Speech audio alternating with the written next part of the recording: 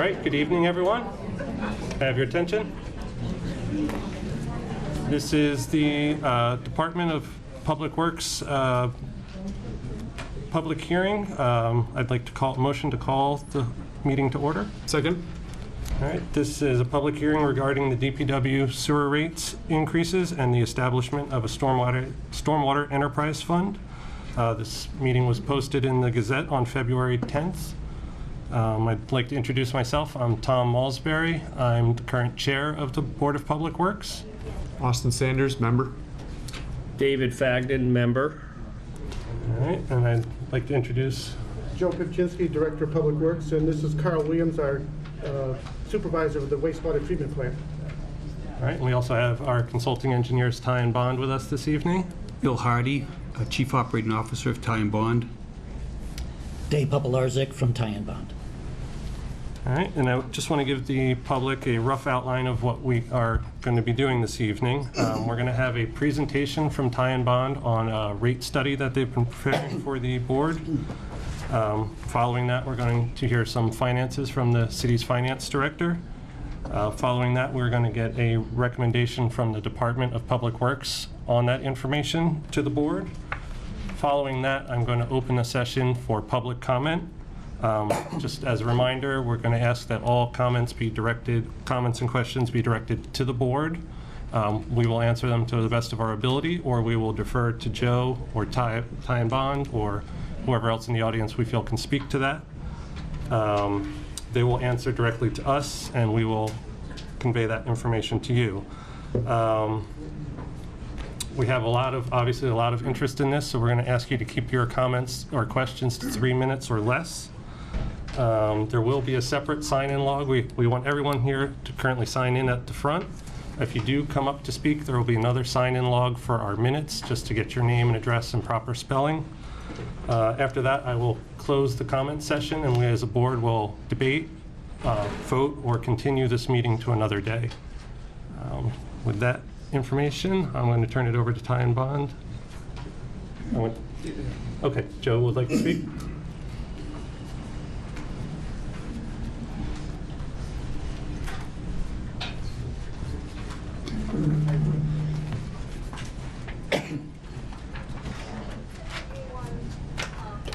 Good evening, all. As I introduced myself earlier, I'm Joe Pipchinsky. I'm the Director of Public Works. We're here tonight to talk about our infrastructure. You have a water system with infrastructure parts of over 100 years old. You have a wastewater treatment plant that was constructed in 1959. You have a storm drain system with pipes that are over 100 years old. Some of the pipes are made out of the same stuff that your flower pots are made out of. We knew these systems were in need of upgrades and repairs.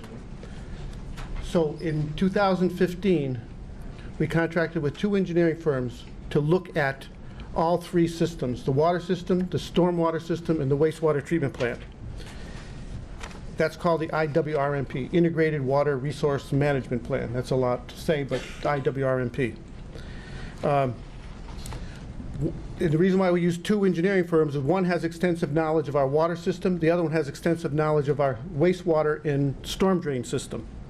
So Easthampton's also classified as what's called an MS4 system, and that means Municipal Separate Storm Sewer System by the regulatory agencies. So we have 3 systems, all in need of repair. Which ones do we go after first? We had this engineering firm come in, and they spent over 3 years going over records, boots on the ground, opening manholes, looking at records, going into pump stations. We had several meetings on this. I attended every one of them, putting TV cameras in pipes to see what they look like, and talking to long-term employees before they retired to get as much information out of them as we could. The idea was to look at all 3 systems and then put them into one list so that we go after the important ones first, because there's no way we can go after the important one in water, the important one in wastewater, the important one in the drainage, because we just don't have enough money to do that. We've got to put them all in order of priority. That finished up in 2018. We spent the last year doing what's called a rate study to figure out what we would need for money and how we would fund that. Ty and Bond did that. So at this point, Ty and Bond will explain to you how they got to this point and what they're seeing. But I believe before that, we're going to, okay, so right now I'm going to introduce Bill Hardy, the Chief Operating Officer from Ty and Bond, to go through this presentation for you. Thank you, Joe. Again, my name is Bill Hardy with Ty and Bond, and as Joe said, we're here to talk about the rate study. Sir, you may want to back up a little up. Just a little bit so they can see the screen. How about over there? He's a big guy. So why are we here tonight? We want to talk about the condition of the infrastructure systems. Just briefly, Joe's mentioned the overall the age of the system, and there's a 3-year capital improvements cost plan. We have developed a lengthy list of improvements and prioritized them, and they go over many, many years, over like a 20-year period. But however, from purposes of planning, it was decided to look at the 3-year snapshot for the purposes of this rate increase. And then we'll talk about the cost and impacts and the rate evaluation. So we're going to look at all 3 years that Joe mentioned, the wastewater, water, and storm sewer. The wastewater system, you have a very large system. You have the large treatment plant down on Ferry Street, 2 outfalls. One goes to the Connecticut River, one to the Manhattan River. The Manhattan River is a secondary outfall. That's the outfall where the water, clean water, goes out to the rivers. 18 pump stations and 88 miles of sewers. The plant was originally constructed in '49, and then we had a major upgrade in '73, which essentially set the format of the plant as it is right now. And then in '87, '96, and 2001, we upgraded portions of the plant as a result of a study that was done in '88. There are 18 pump stations. They've been constructed in the 60s and the 70s. A few of them have been more recent in 80s, the 2000, 2010. But they're all in different levels of condition. But there are some that need significant improvements that we've included on our priority list. And then there's the 88 miles of sewer that you've got. Over 25% of this is 100 years old, and as Joe said, some of it is vitrified clay pipe. It's like what you have your flower pots. And then there's 80% are about 40 years old, and then we have the most recent section down in the southern section that was recently constructed in 2007. There's a lot of pipes there that need a lot of work over the years that we've been identifying. So we've had just to quickly identify a few different areas of what the system has been failing. The staff at the treatment plant has been working with the budget that they have and trying to keep the system going as best they can. But they've back in the 90s, we had put in a new headwork system. It's the beginning of the plant that has a screening system. That thing, since then, it's been quite a while since that was installed, and it's been a failure on that screen that has been they've been working on. There's been a plant water pipe break. There's been the aeration tanks. Need work on, and there's weirs. There's one weir that's just won't even operate because it's so corroded. And then we just recently, the Connecticut River outfall, which has been known since the late 80s that it was just a matter of time that it was going to fail. There hasn't been money to repair it, and this past summer it failed. A portion of it failed, and there was emergency design done and bids just recently taken for that to do an emergency repair on that pipe. And then there's been failures in different portions of the sewers that have been failing. There's been pump failures down in Daly Field, and different work done at the ejector station at Lowndes Avenue has had some failures. So let's just look at the water system. The water system has the treatment plant down on Hendrick Street. There's the well field down there. There's 4 wells, the 3 water tanks, and there's 130 miles of water system. So back in '95, the plant was constructed. That was back at the time when they were investigating the TCE. The wells and the pump station facilities have been constructed from 2008 to the '95, and you can see there's different portions of it have been built over the period of time from '61 to 2003. But as you can see from what you see in the water system and the wastewater system, a lot of the work hasn't been done since the '90s and very early 2000. And so from that point on, a lot of the system just has not been able to be worked on. Yes, the operators, Carl and Greg and their staff work on at the wastewater plant and the water plant, and they use the funds that they have, but it has, quite frankly, honestly, it hasn't been enough. So they haven't been able to keep up with things. And what's happened is that there's some portions, some pieces of equipment that they don't even make parts anymore for it. So Carl has to go out and have specialty parts made for some of those things, which cost more money. So if we can come up with raise some rates and make some improvements down there, it actually ultimately will save money down in the long run. There's been down at the from water system failures, there's been well pump failures at Hendrick Street well, the Nonotuck well, and then different portions of the water system have had breaks in different portions from Ferry Street, Mechanic, Pleasant, and Franklin. And the overall goal is to have a system that is dependable, a system that can meet water quality regulations, the NPDES permit, National Discharge Pollution Evaluation Elimination System permit, and also meeting the water quality standards that are set by DEP, and also to provide consistent service to you folks. But if they're not, if we continue at the rate we're going, there's going to be major failures down at the plant and within the systems. And then the stormwater system, it's a large system, over 2,800 catch basins, there's 191 outfalls, 71 miles of pipe, over the 80 miles of roads, there's 54 culverts. It's a large system. And so it's most of it, a lot of portions have been built over the last 100 years. There are different areas, different controls, best management practice controls that have been built back in the 80s. There have been failures of head walls. We went out there as part of the study. We've gone out and looked at all the outfalls. We've found different failures of pipes, head walls, which are the concrete portion at the end of the pipe that holds retains it at the very end. There's been a culvert that was failed, a 48-inch culvert that was failed a few years ago, and so there's areas even on the stormwater system that needs taken care of.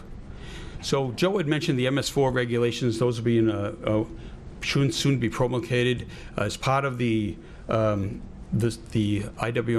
that we performed. We've already done a lot of work that's been required under the MS4 permit. We've mapped all the outfalls. We have developed a draft stormwater management plan, developed a draft notice of intent that we're ready to submit in once the regulations come out.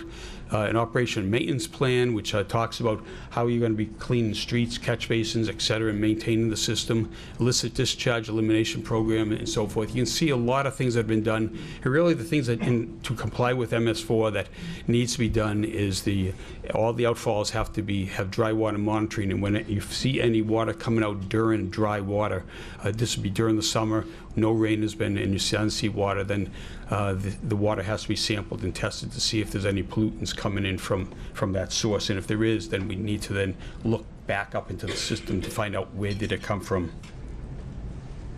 So last week at the DPW meeting, and a number of you folks were there, and there was a question about are these improvement, is this work being mandated?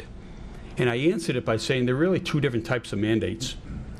First mandate is you need to meet your discharge permits and meet the water quality standards required for drinking water quality standards that's set by DEP. To do that, you need to keep your system updated, and you need to improve your system. You probably have a system, if you really think about all the miles of pipes and treatment plants and everything I just listed off, you probably have about at least $500 million worth of system out there. And I know times are tough. You've got a lot of tax bills that come out, and there's different costs. But there's a system here that needs to be improved upon, and that's why we're here to talk about this. The other mandate, though, is if there were any new state and federal regulations. As from a wastewater standpoint, there are new regulations that is facing the city right now. It's just maintaining your system. From the water, there's no new regulations coming out. You need to maintain your system to meet the discharge, the water quality standards. The MS4, though, for stormwater, those are the new regulations that are coming out. We've addressed a number of them, but now it's time to do the additional monitoring and sampling, and then to maintain the system. So I talked about that when we did this study, we looked at a wide number of improvements, and there's a list out there that some of you folks may have picked up. It goes on for page after page after page, and then during the study, the engineering teams sat down with Joe and the staff and prioritized the improvements. It's been reported that over the next 5 years, you're looking at spending around $21.9 million, $22 million, and that's true. We're here tonight to talk about the first 3 years, and the reason is that we see that as the economy changes, pricing changes. We've seen a roller coaster in pricing the last 3-4 years, where a few years ago the pricing was through the roof, and then it to the point where it's difficult to even estimate projects. Prices have come down, but we're starting to see them maybe creep up a little. So it's hard to determine what's going to happen 5 years out from a cost standpoint. We have estimated and to give a pretty good estimate, but rather than set rates and say we'll be good, we felt it was just better to look at a 3-year snapshot and set the rates for the 3 years, and then look at that as we come into year 3. Then the DPW can start to look at what they really want to do for rating increases thereafter.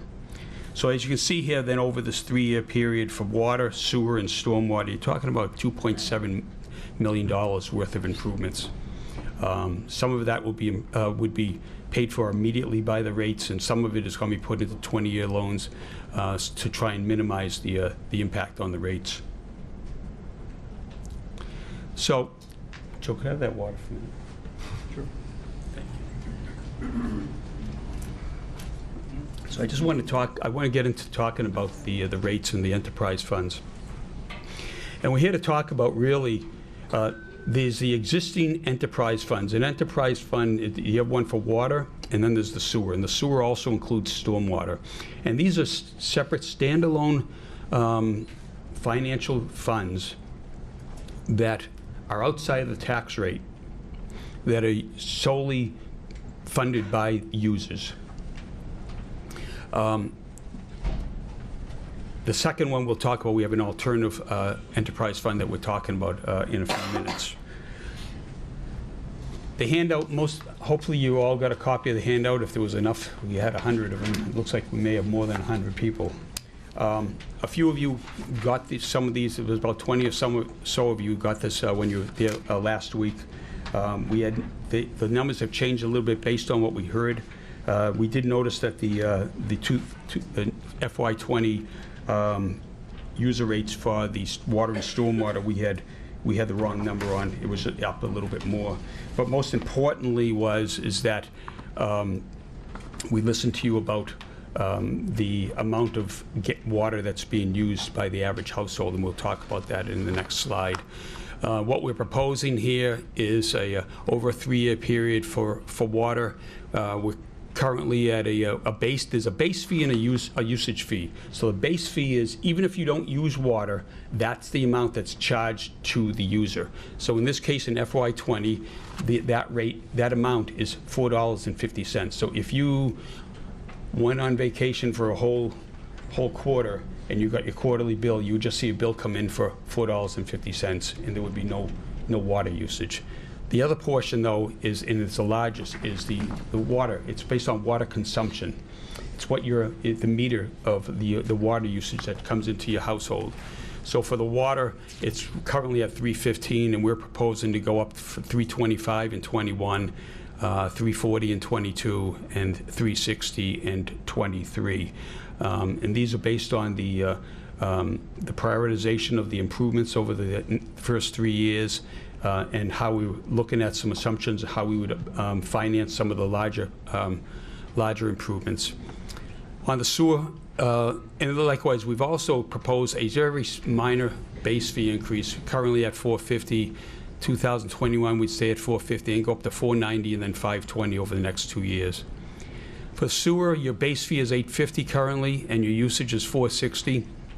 What we're proposing is in '21 to go to a base fee of $4.20, then to $12, and then to $14.20 over the next 2 years after that. And then the usage fee would be increased in year 2021 to $5.50, go up to $6.50 in '22 and $7.70. Now remember, this includes both sewer and stormwater. At the last meeting, we had, on your handout, you'll see at the bottom, you'll see this, the estimated customer cost impacts. And last week, we had proposed, it was based on a 1,500 cubic feet per quarter usage. And there were some questions about that. They felt it was that may be on the low side. So we went in this week and looked at it. We looked at all the flow records for all the residents over the past over a whole year period, and found out that the average household was using 146 gallons per day, which equates to 1,756 cubic feet per quarter. We then also, just as another check, we just took some random houses that different addresses, trying to get a cross-section of different sizes of homes and so forth.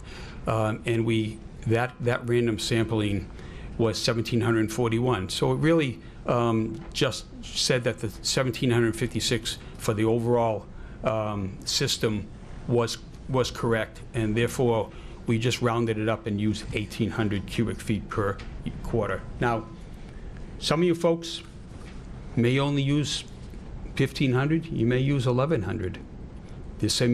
Some others may use 1,900, 2,000 or more. This is just to give you an average based on what we see for an average for the households throughout the entire system. Everyone's usage is different based on the number of people, how you use water, etc. So the costs, the annual costs for the customers would be as follows. In FY20, this is with the current enterprise system, where the sewer funds fund the stormwater system. And therefore, you'll see the line item there for stormwater has zeros across the board because it's built into the sewer rates. So for your water bills would be, in FY20, for the average household at 1,800 cubic feet is $245. That would go up to $252 in '21, $264 in '22, and $280 in '23. And the sewer currently is with $365, and that would go up to $437 in '21, '22, $516, and '23, $611. And you can see the totals down there for the two bills. Currently, it's $610. It goes up to $689, $780, and $891. And you can see the annual increases down below, going from $79 in '21 all the way up to $111 in '23.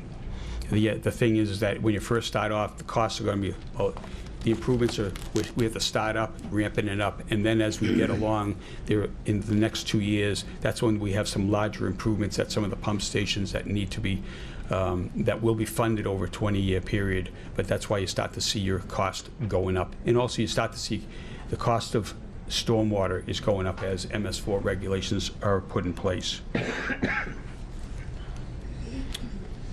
So that was for a single-family home. If you're looking at multifamily that uses more commercial customers, we just use an arbitrary 4,500. We've looked at usages for a variety of different customers, and they range from below 4,500 to far above 4,500. So we just use that as just a measuring point. There was nothing really set in stone on getting that number. It's just to give an idea. So you can see the numbers there. Currently for FY20, the water bill is $585, sewer is $462, with a total of $1,447. And then you can start to see the increases coming up as we go through 21, 22, and 23. And the overall bills there at the total goes up to $1,634, $1,850, and $2,112 in 2023. And then you can see the annual increases go from 187 to 262. These, again, this is for the larger users, the commercial industries, multifamily, et cetera. So we were also asked, though, as to what would happen if the city developed a separate enterprise fund for stormwater, and how would that impact things? So in this case here, what we're talking about is to have a water enterprise fund, a sewer, and a third one for stormwater.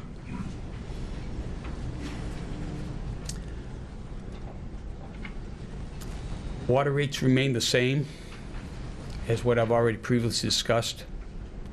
And this is on page 2 if you want to turn that over.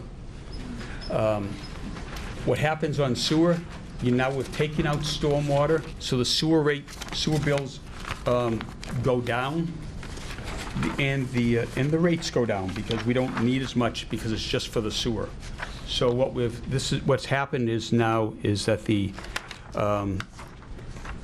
sewer rates will go down to $470 in 21, $480 in 22, and $5 in 23. That's compared with the $550, $650, and $770.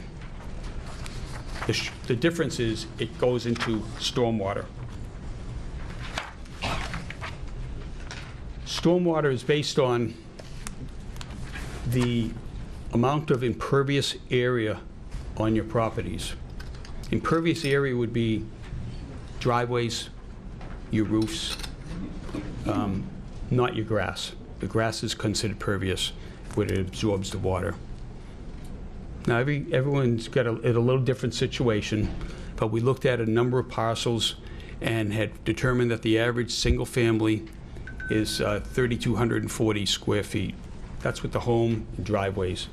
Now, if you have a duplex house, 2-family, or even a 3-family, it's all in pretty much the same footprint, then you'd still have the same impervious area. And rather than, when we talked with the city, it was determined that we would have a flat rate for the single-family households. I understand things a little different for different people. You may have a small house or a little bigger house. You may have property that slopes to the road, away from the road, but short of going and analyzing every last user, which is almost 5,700 users, we came up with this single-family residential flat rate of $124 a year for stormwater. And then the larger The larger commercial, the industrial apartment complexes, the larger buildings and facilities, they would be billed proportionally.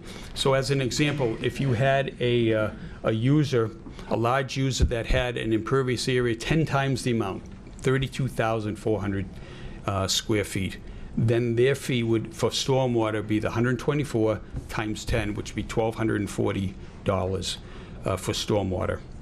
And that's how trying to be proportionate and across the board. So what does this do for you? For the single family, this is how it breaks down. The water remains the same. The sewer costs have decreased. Currently it's at $365 as it's currently, and there's no stormwater cost. 21, though, the cost would go to $372 versus the $437 on the other alternative. 381 versus the 516, and then 398 versus the 611. What has changed here is then the stormwater.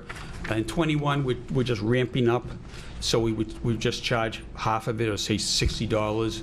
And then in 22, $124 for 22 and 23 for stormwater. And you can see the total amounts. 610 is the current, which you're currently seeing. 684 for 21 versus the 689 for the other alternative, the current enterprise system. You have a 769 versus 780 and 802 versus 891.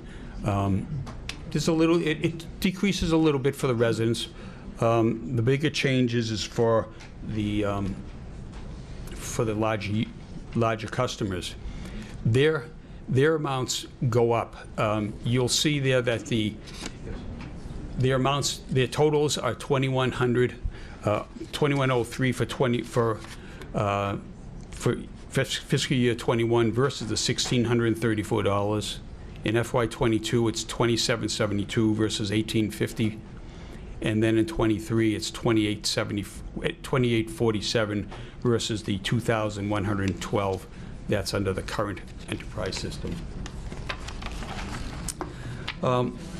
What's happening here is that under your current system, there's such a large proportionate of the users are residents that the amount of the stormwater, the fees is built into the stormwater, into the sewer rate right now, and it's just seen. That's why you're just seeing a small decrease in the residential cost, because it's spread over a large base of users, and then the smaller base of the commercial, industrial, and the larger, say, apartment complexes and so forth would have a higher annual rate because they're paying a larger share for the stormwater, because of the stormwater that is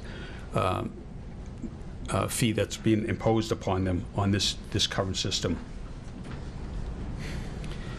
So I just want to end on this, just trying to give an idea, and I understand who cares what the other communities are paying. This is just about us, and I understand that, completely understand that. Just trying to give you a rule of, just give an idea of what's going on out there. It's a little hard to see from here, but we looked at Chicopee, yourself at Easthampton, Greenfield, Holyoke, Palmer, Southbridge. We tried to find cities that were in the general area that may have a similar medium household income, may have similar type of plants. Now, some of them have different size plants. Your plant is a 3.8 million gallons per day facility, very similar to Greenfield, which is 3.4. Some of them are larger, but it gives you an idea of what others are paying. And just looking at annual costs, Chicopee is, and I want to also say that the database that was available to us for the other communities was 2018. So these are 2018 costs for the other communities. They may have gone up, but I wanted to give you something just as something for you to look at. Versus I used the FY21 rates for yourself so that you could see what it would be like in that next year. The annual cost for Chicopee is $846. Easthampton's this is all single-family household, is $689. Greenfield, $513. Holyoke's, $526.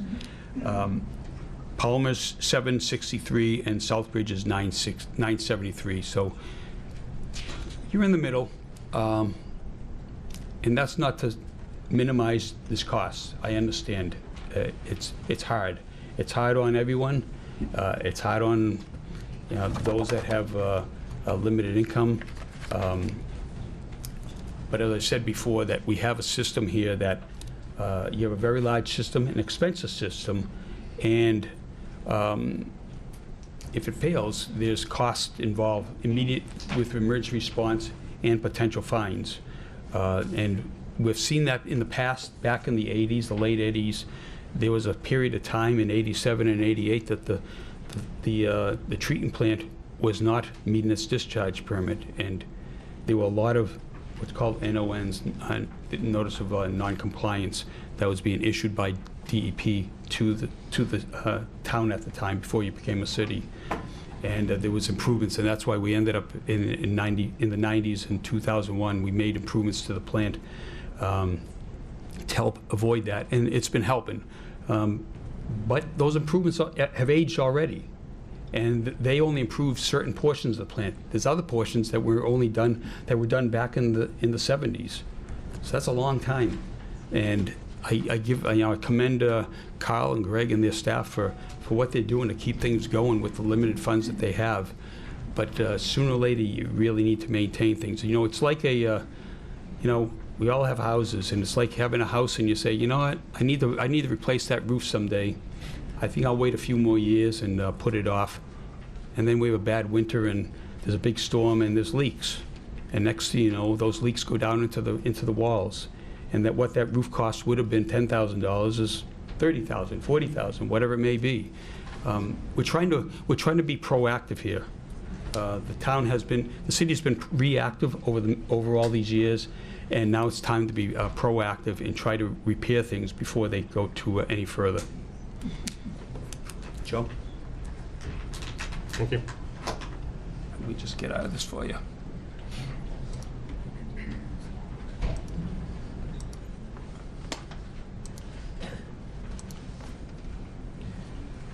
I'd like to introduce the City Treasurer, Jen Gallant, to give you a quick overview on expenses and revenues for the enterprise. Okay, I won't be too long. We just wanted to give you a little overview of what things look like right now in terms of the revenues that come in and the expenses that go out. So enterprise systems, for those of you who don't know, they're something that should be self-sustaining, and that means that all the money that comes in should cover the expenses for the enterprise. There are also, some of you may have heard of retained earnings. Retained earnings are the money that is carried from year to year, kind of like for capital improvements or mandates that come along, or emergencies. But that money has to be certified by the Division of Local Services, and that happens usually in October or November. So none of it can be touched from the start of the fiscal year until it's certified. And those are just kind of some things I wanted to touch base on, because I'm sure you've heard those words floating around.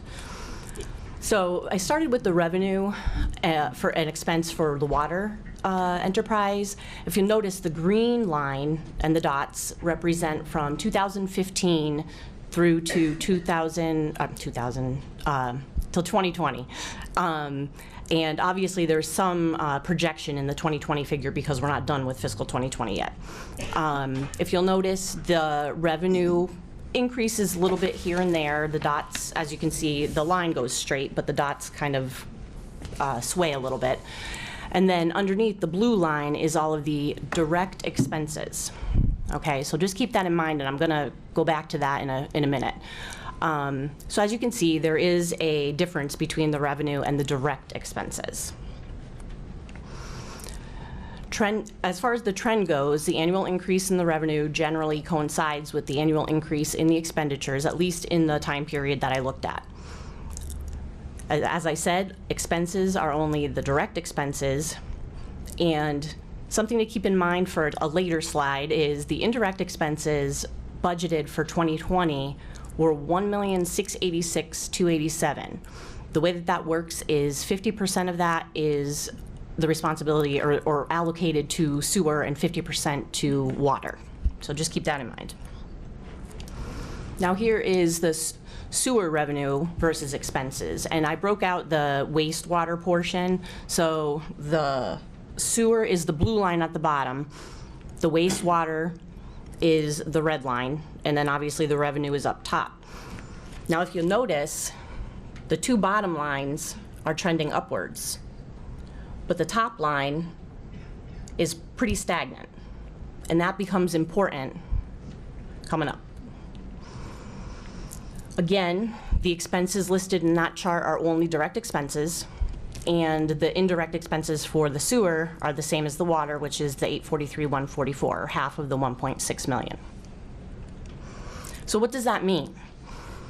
If you included the indirect expenses for 2019 and 2020, you're looking at a deficit of $42,385 in 19, and in 2020, $172,508. And based on where those dots were going, that would just continue to increase. Now for sewer, it's definitely more noticeable difference. If you take the direct expenses and the indirect expenses, you're looking at deficits of close to $400,000 and close to $600,000. And again, those lines were clearly on the upswing in expense and on the downswing in revenue. So what are direct expenses, or indirect expenses? Your indirect expenses are expenses that are allocated, they actually are within the general fund budget. They are for salaries, benefits, insurances, central services, departmental, and debt. So a small portion of the cost for city department heads that directly impact or are impacted by the operations of the enterprise fund are included in this. So like, for instance, being the treasurer, I manage the debt, and my department runs accounts payable. So there are many factors that our department covers that helps out the enterprise fund, or does work for the enterprise fund.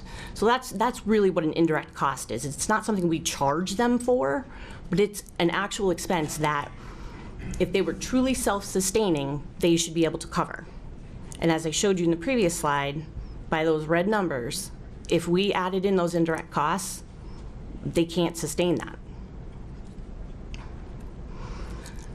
That's all I have, but I hope that it helped a little bit to kind of show you the revenue versus expense and how it plays out. Thank you. Thank you.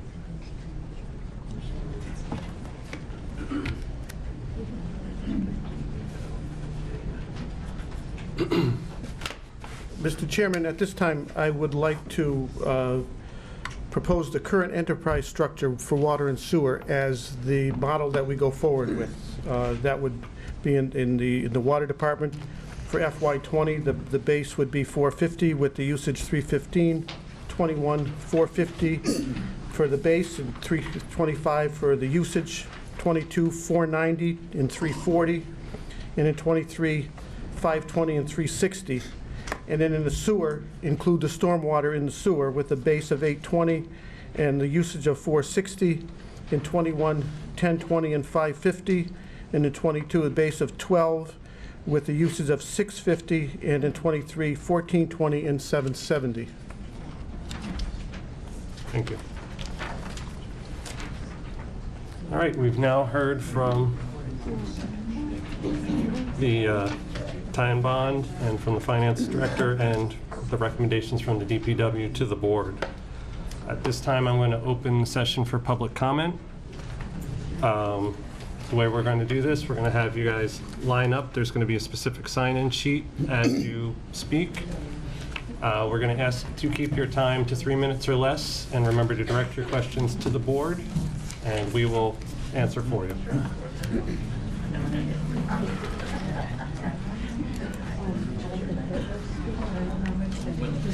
Oh, and actually, when you begin to speak, if you could state your name and street address for the record. Thank you. Mr. Chairman, did you want to have elected officials first address, if there's something you wanted? I thought we were just going to defer to them if questions arose, but I think they wanted to speak. I think you had a couple that wanted. nobody mentioned it to me. Well, that's what we talked about. Remember I said, Yes, Mr. Long. oh, is he? Yeah. Oh, all right. Okay. What was the name? You may proceed. Thank you. Okay. My name is Joseph Barrett Sr. I'm from 50 Line Street in Easthampton. I direct my questions to the board and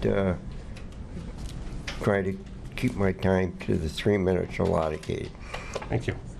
The first thing I'd like to say is I'm vehemently opposed to the fact of the stormwater fee being included in this new city sewer rate combined. As with our taxes, some of our seniors qualify because of age or disabilities, or such as myself as a veteran, for a reduction on our taxes. My property is all sloped towards my house, my driveway and my land. None of my water that comes there goes into the city street and city sewage. I understand the need for that. And the fact that 5,700 homes, you can't go out there and do them all like Northampton. However, if a resident would come to the city, the DPW, and look for an exemption because of that fact, well, that $128 is better in their pocket, especially for our seniors, that is in the city copiers. The second thing I'd like to point out is from a common sense point of view, I understand we get our city sewage and water bills, and we only have 1 meter. And our city sewage is based on that 1 meter reading. However, the city sewage rate is a lot higher than the regular water rate. Now, I don't know about anybody else, but I don't think I use that much of dark water, so to speak, versus regular water. Yet I'm paying more for the same amount. There again, I'm thinking of the seniors. The other thing is I would like to know in this increase, and I understand because I'm a mechanically hands-on person, how much of this money increase is actually going to go towards the treatment plant? Is it 60%, 70%, 80% that needs replacing, aside from the pumping stations and stuff like that?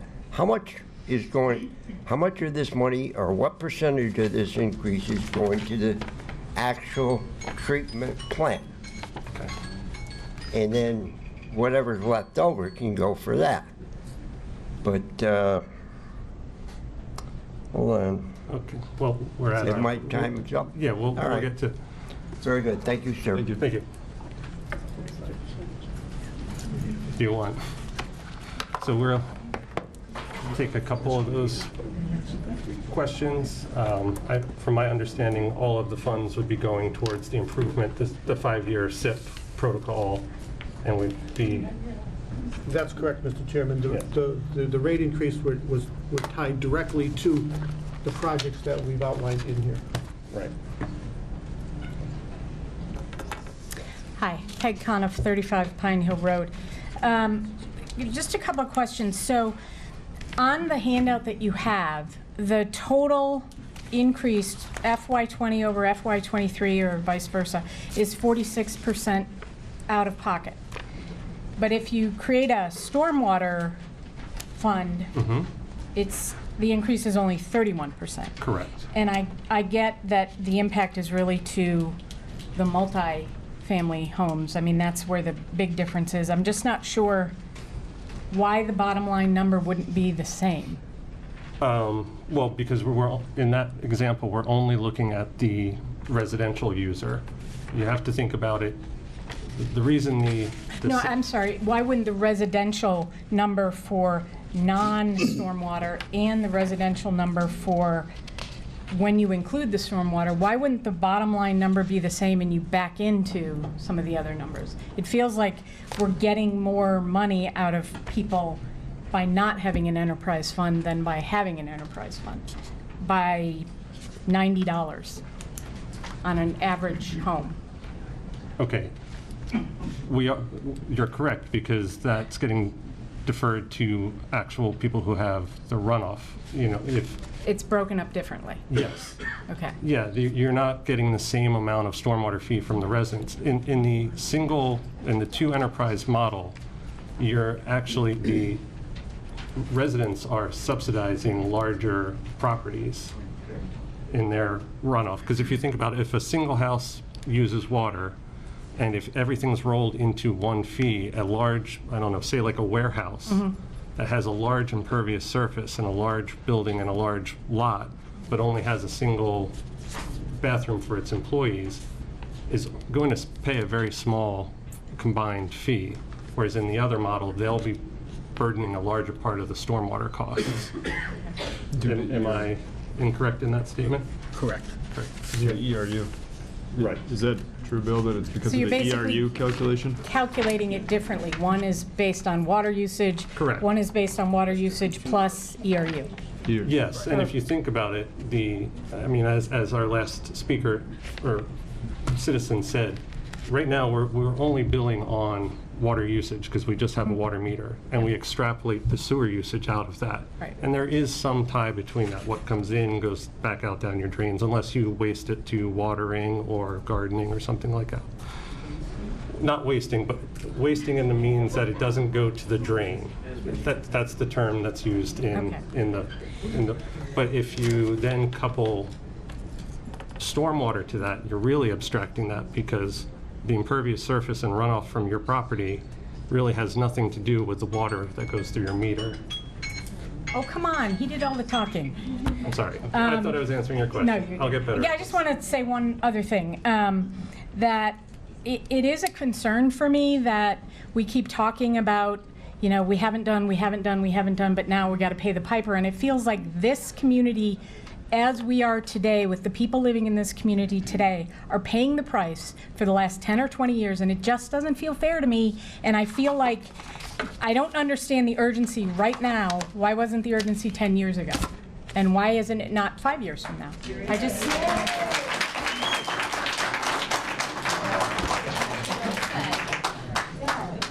Hi. We need three.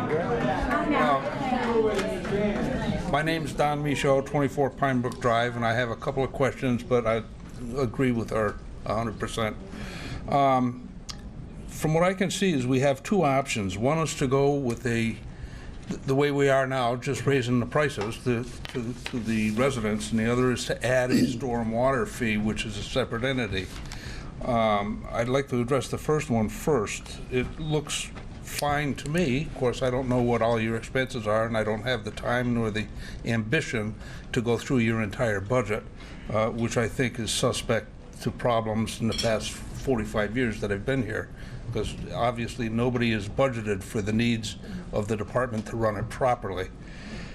My main concern is the sewer usage fees jumping to $770 in FY23. I think that's exorbitant, and I want to know if this is voted on by the council. Is that held solid, or can that be reduced if the need isn't there? To answer that, nothing is voted on by the council. All decisions will be made by this board. Oh, by this board, okay. Yes. And So- yes, to answer your question, all the fees are, when they're set, they're not permanent. I mean, if we in a year decide to rescind them or alter them, they can be modified. Like whatever we set is not. In looking at your jumps here from 460 to 770 in 3 years, Yes. I think you're looking for pie in the sky. Okay, number one. To go to the other site, and probably the biggest reason why we should not have the stormwater fee, which I believe you did not recommend. Correct. Question being, I have an excerpt here from your report saying that exempt properties under stormwater fee include those properties that are exempt from property taxes, including government, religious, charitable, and educational properties.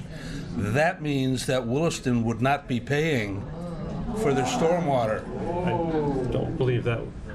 which is why we shouldn't go with that. I'm not to contradict you, but I believe in our last meeting that question was asked of the director, and he said that all parcels would be subject to it. But if you had the stormwater fee separate, they wouldn't be.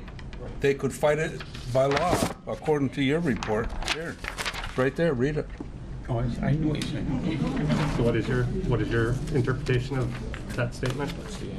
That's by the state government, I believe. It's exempt properties include those properties that are exempt from property taxes. You would have to get a ruling from the, honestly, you'd have to get a ruling from the state on that. Okay. So we don't want to use the stormwater fee.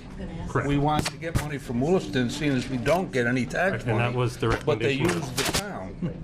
They use the police, they use the fire. Understood. Thank you for your I'm comment. done. Thank you.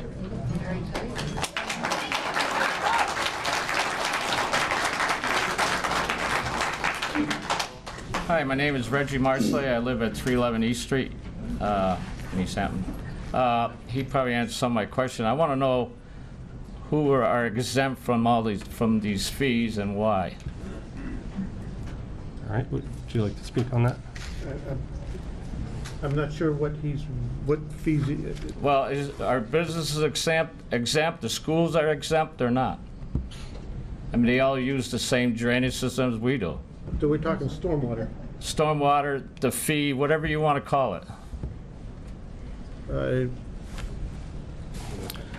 I guess I'm not Well, clear. who's exempt for not paying the fees? Does that, I guess a simpler question would be, who pays water and sewer bills under the model you're recommending to include the fees into? Are schools Everyone. exempt? Does the school get charged for their water? Williston exempt? The businesses exempt? Not specifically, but Everyone pays. The city schools pay in a different way. That's a paper transfer because we supply them with that water and sewer, and that's translated into a number, and that's accounted for in a different way. But yes, everybody pays. I guess a more specific question for this audience is, does Williston get a water and sewer bill? Absolutely. Okay. Because it's a utility. It's a utility use. Okay, my next question. I live in a condo, 311 East Street. Okay. We have our own water drainage system. We have our own basin area and all that. Are we going to be exempt for paying that fee? Under the current model, I don't believe there are any exemptions, but it is something I would be interested in looking at as a model. Because we for- have our own drainage fee, we have our basin area, we have our own Yeah. detention ponds. I would be looking for any model in the future that would have a separate stormwater entity to... Okay, how to- long is this going to take to get an answer on that? An answer on it? Yes. It's not in any of the current models. So in other words, we are going to have to pay. Yes. If it's included in the storm, if it's included in the And sewer we don't fee. even use the storm drain system. Correct. If, sorry, Bill, would you? I just want to just caution you on one thing. Yeah. They could have a reduction in that, Right. but I wouldn't have a total exemption because you're still paying for, everyone needs to pay for the common sewer, storm system that's downtown, et cetera, that, everyone is using. So there would have to be some portion. If not, you'd be putting a larger burden on the remaining users. Understood. So would this be taken care of by our management company? Or that's, that controls our area and all that? How would, like a condo association be charged? Would it? Under the current system, you'd be charged the sewer rate for the stormwater. Well, we're not using the drainage water under the current system, there's no provision to reduce that. Well, why can't we? Why can't we, living in a condo, we're not using the system, we have our own detention ponds As on of our right now, property. there's no provision. Yeah, as of right now, we don't have it, what's been proposed is not a separate stormwater fee. Okay, so I'm going to have our management company follow up on this. Okay, thank you very Okay, much. thank you. Evening. Yes. I'm George Brooks. I live at 7 Coed Drive in here in town.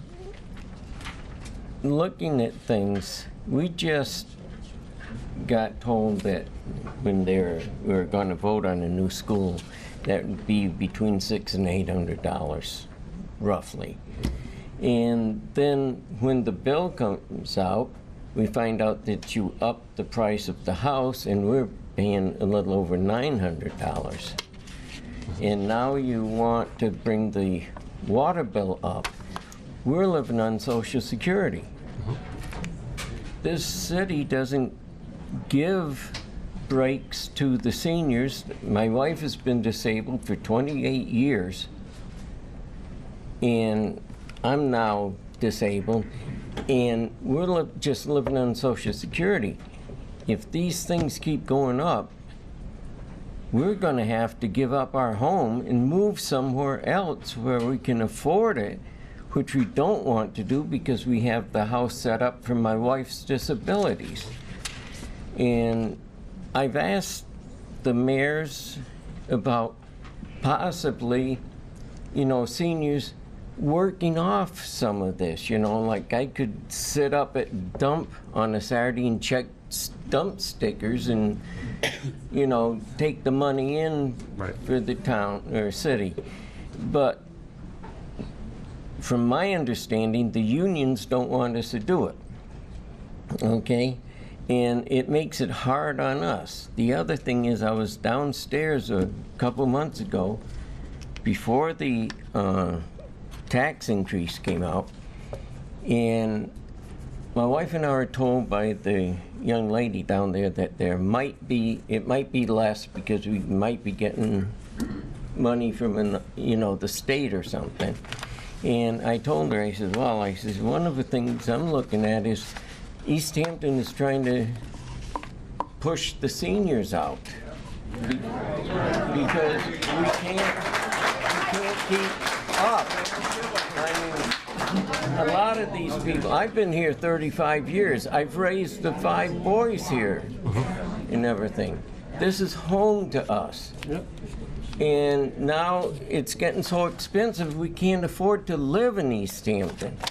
And the woman down there, the only thing she said, well, times are changing, But my wife and I feel like you're pushing the seniors out of Easthampton to bring in the younger people that are working. And we've put money into this city. Thank you. I guess I just want to explain.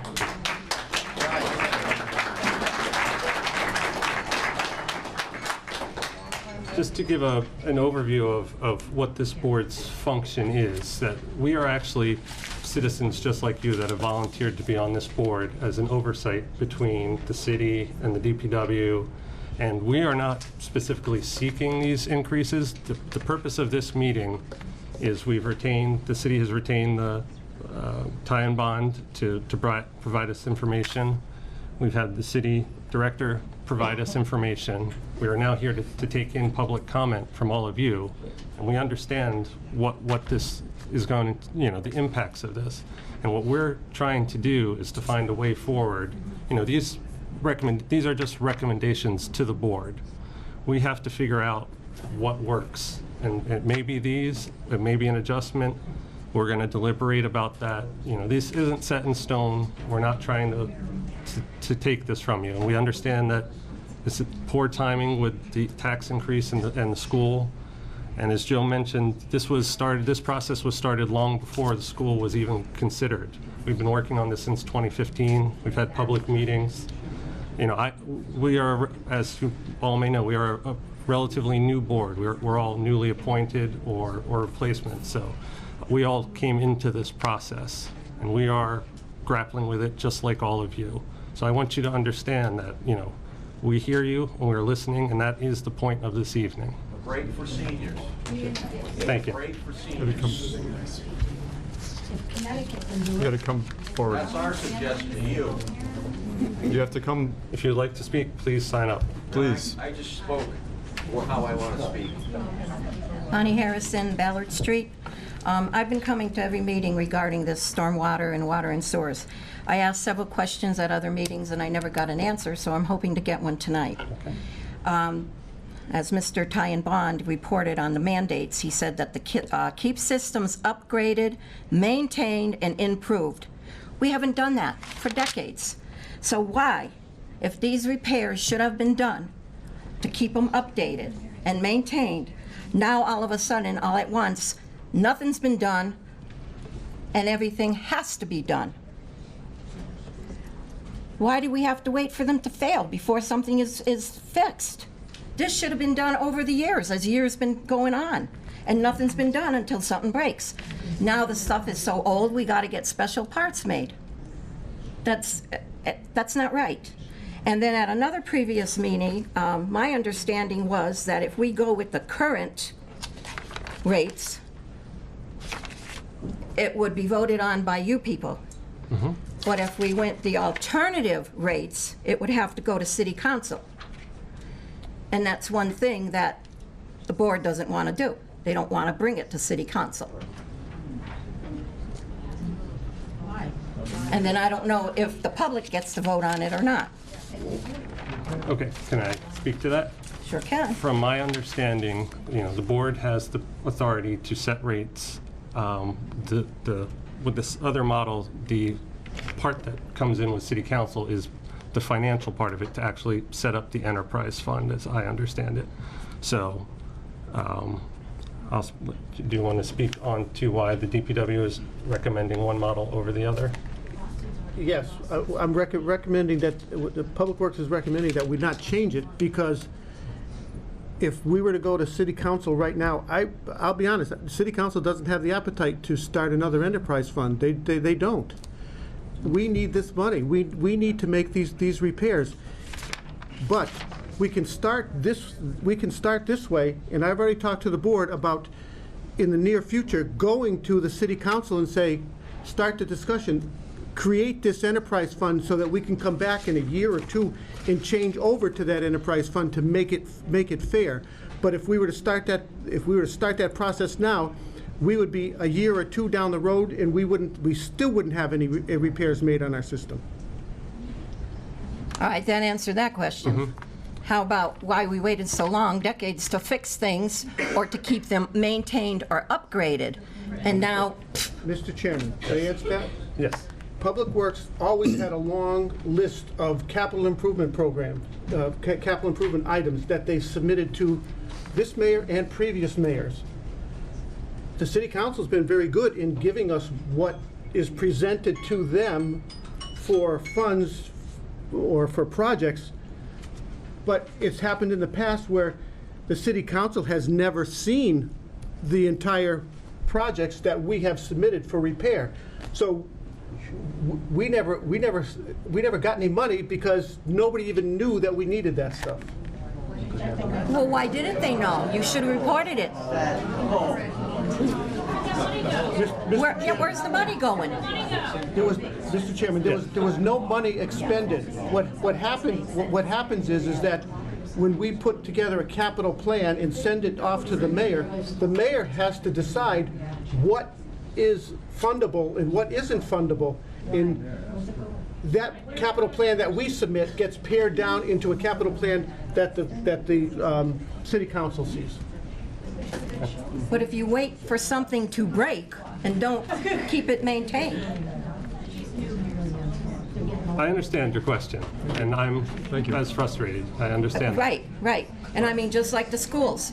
We all voted saying that the schools couldn't be renovated, they were in disrepair, nothing. A week and a half ago, comes out in the newspaper, we got Maple Street's gonna be renovated and be an art studio with apartments. Pepin is gonna be the new library. Hornswoggled.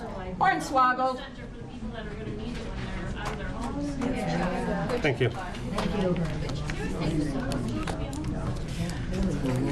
Hi. My name is Paul Joseph St. Pierre. I live at 211 East Street. Today is a great day because we all get to learn a little bit about how government works. We have a massive bill in front of us and a serious need for infrastructure spending. We have to fix our water and sewer. It's not optional. And we have to accept that rates are going up. We also have to talk about a serious problem. Our water and sewer is supposed to turn a profit. That profit is supposed to be used for repairs, maintenance, and investment. And those things should be planned for, spaced out, and budgeted for appropriately. We never should have gotten to the point where we have a $22 million bill. The fact that we've gotten this far, it indicates nothing less than systemic failure within our municipality to do what has to be done. And people are asking, how did this happen? We have a DPW director who calls out the mayor, all three of the mayors we've had, who calls out the city council and says with 3 different administrations he's never gotten the money he's asked for. We have city councilors who say they never knew, that this is a blind side. The director has never communicated the true severity of need, which he today admitted. Members of the public are rightfully upset. We see all these fingers being pointed, and not one person has stood up and taken responsibility. Not one person has been held accountable for failing to do their job. But I'm not just here to complain. I have a suggestion for a plan to fix this problem and to go about it in a way which acknowledges and protects the vulnerable people in our city. I'm talking about seniors and young working families. I'm talking about farmers and low-income neighbors and all of these people who are just hit with a huge property tax increase and genuinely cannot afford to be ignored today.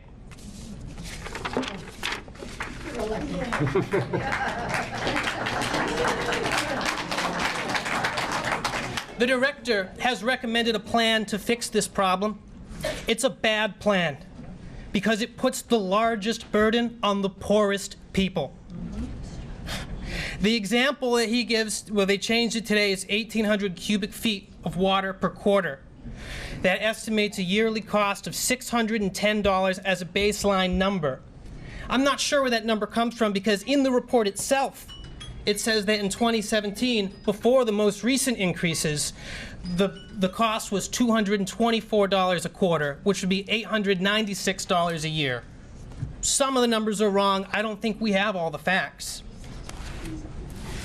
If we go with the plan the director recommends, based on the lower amount that they showed today of average usage, that raises $289 per home in costs by 2023.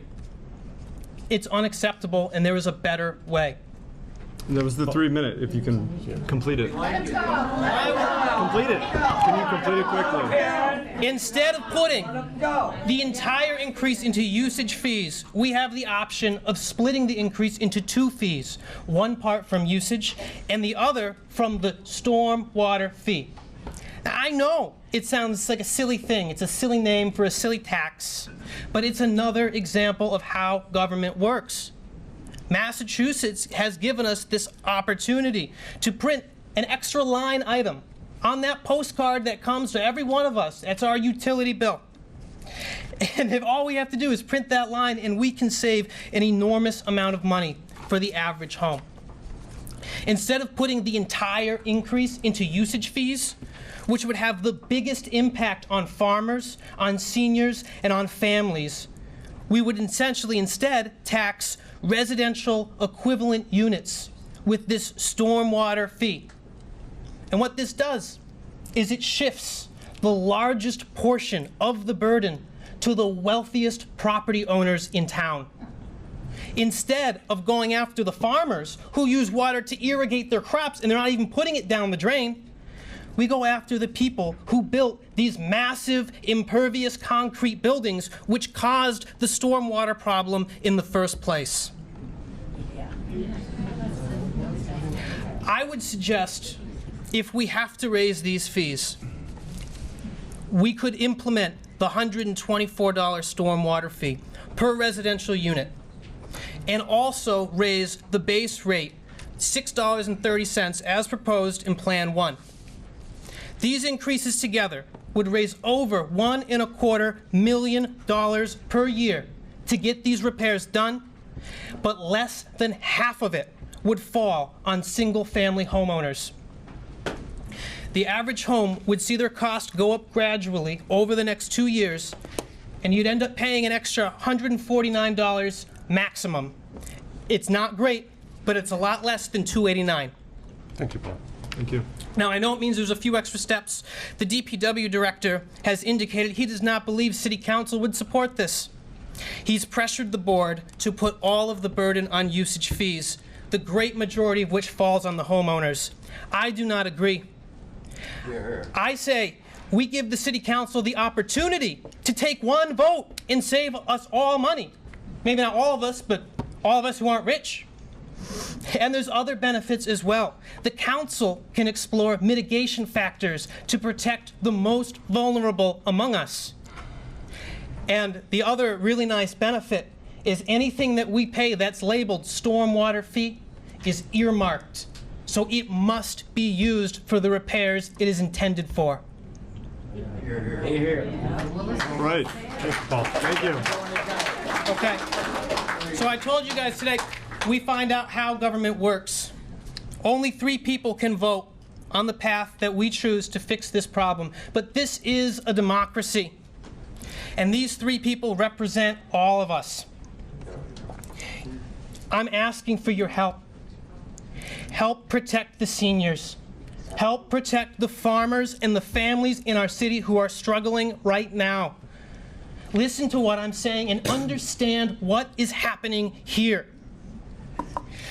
If we go with my plan, and you can indulge me and feed my ego, let's call it the St. Pierre plan. Okay? We raise $1.25 million a year. We prioritize the repairs that impact our health and the environment first.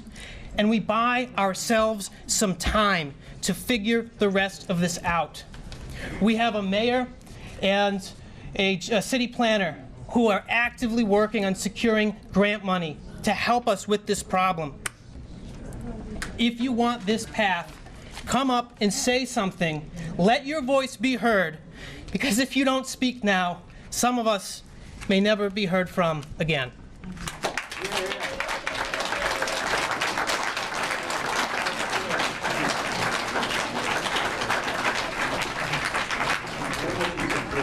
My name's Ken Pepin. I'm a farmer in Easthampton. Yes, sir. I had a hell of a property tax increase down in the flood zone down on River Street in Easthampton. Okay. Now you're trying to double whammy. Now you want to charge me a stormwater fee for water that comes down the Manhan and goes on my property. What the hell is that all about? You know what I mean? That's a hell of a good question. Can you answer that for me? Never mind my cows and my greenhouses I got to water too. Understood. I agree that the model presented and recommended by the DPW. How can you raise my property values then if the water keeps going on my property? Understood. We didn't raise your property tax, and I know. Oh, you did. I know. Oh, you did. We're not done with that one yet. Not even close. Guilty by association. I'm understanding that. Yes, I agree that the model presented does not, for users like you, for users like our breweries, stuff like that, you're paying an exorbitant burden for other stuff. For property that you can't build on, you can't do it, you farm it. But yet now I'm gonna get taxed for a stormwater fee too. Yes. Does that make any sense? Would you want to pay that? I can't raise a crop on that property and make enough money to pay the taxes on it. Thank you. You're welcome. Thank you, Mr. Pepper.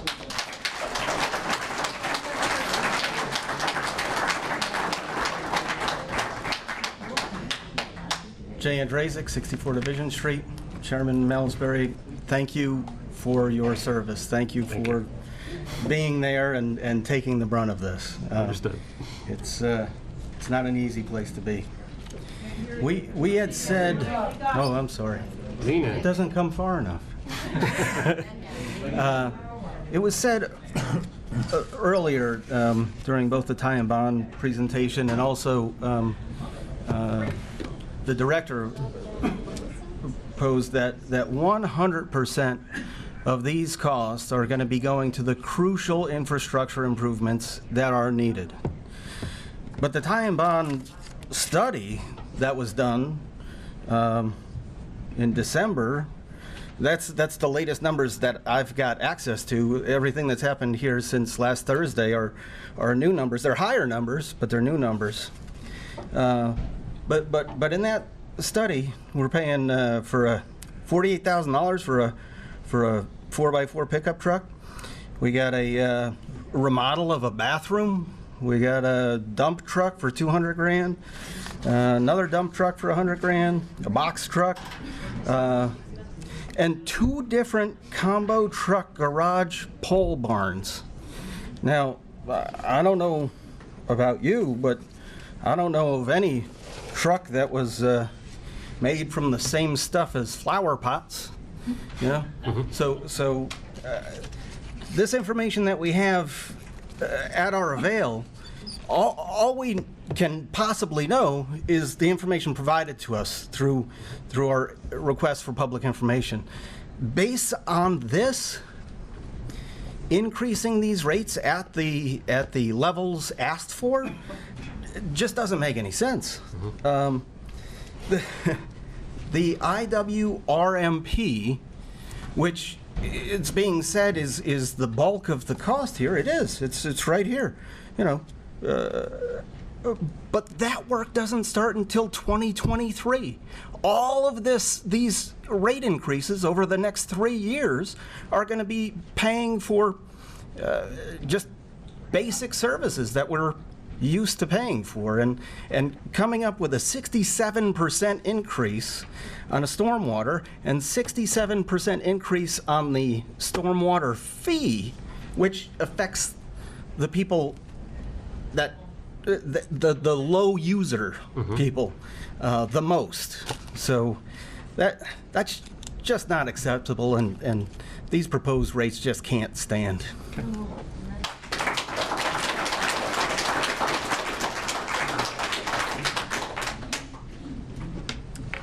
Good evening. My name is Paul Dice. I live at 10 Willow Circle. I've been a resident of Easthampton for all my life, 70 years. So I've enjoyed living here, and it's been a great community to live in. I'm also going to address some of the seniors here. I'm sure you folks just got your increase in Social Security pay for this year. I hope you're all enjoying your 1.6% increase, reduced by the amount of Medicare costs that have gone up, so it's practically zero. So let's all enjoy that together. What I'm really here to talk about is just the magnitude of the dollars.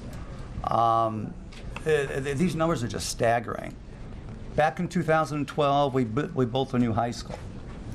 We're going to be building a new kindergarten and middle school this year. I think the numbers between, and I could be wrong, I think that the debt on those two, between the two in total, is about $100 million. I could be wrong, it could be 80, it could be 90, but it's a staggering number. And the way that is funded comes from the taxpayer, us. Now we find out that we are in dire need of money for the Department of Public Works. What concerns me the most about that is when you had a screen up there, the first 3 years of your proposal accounts for $2.6 million of capital expenditures. So out of the $22 million you need in the 5 years, you've only accounted for $3 million in the first 3 years. The question then becomes, do you need another $19 million in years 4 and 5? That's just unattainable. We can't afford that. Every entity, whether you're a homeowner or you're a business or you're a city, we all have a budget to live within. There's only so much, and after that, we just can't live anymore. So please keep in mind that this is very, very costly, especially for senior citizens that have lived in a community for a number of years. And there's a point where we just can't afford it anymore. It's just simply too much. I think we're getting to that level, at least for some of us. We're approaching the point where it's just not doable anymore. So what I ask is just be very careful and cautious, and I'm sure you guys are, and I'm sure the mayor is too. With every dollar you spend, please understand you're spending our money. Thank you. Would you like to address the structure of the balance for the last 2 years? Yes, the larger amount was pushed off purposely to 5 years for a couple reasons. First, when you get into some of those designs, it takes a little time to get the design done and then get out to bid. But most importantly is there are current debts that are retiring in a few years. So we're trying to push out some of those bigger costs and then finance those over 20 years and get to that point where the debt retirement's coming off the books, so we don't have a big spike in the rate increase further on. So it would be, just to set everybody at ease, that, in 2 years, we would not be looking for a 8-fold increase in rates. No. It would be debt service at that point. Correct. Handled by the fee increases. That's right. So we try to look at all that type of cash flow. Thank you. Tracy Butler, Kurth, 6 Louise Avenue. First, I just want to, again, thank you guys for your service. I know that there are lots of openings on the boards, needs committee people to join and do in, and I would love to see many of those faces that are out here to, try to be on a board, bring your services, whether you get debt exclusions or not. I know that you just have to be a resident of Easthampton, so whether you've been here 20 years like I have, or 2 years. So, good for him for doing that.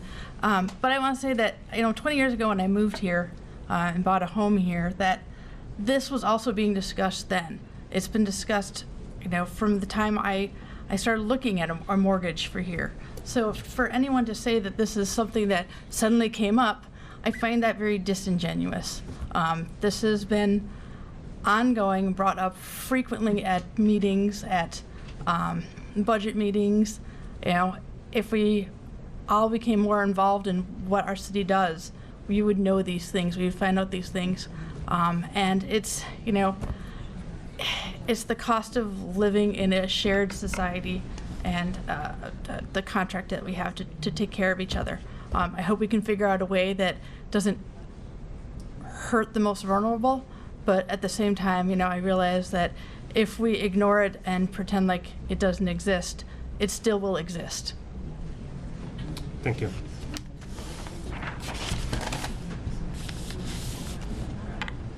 Hi, my name is Kathy Wazinski. I live at 22 Overlook Drive.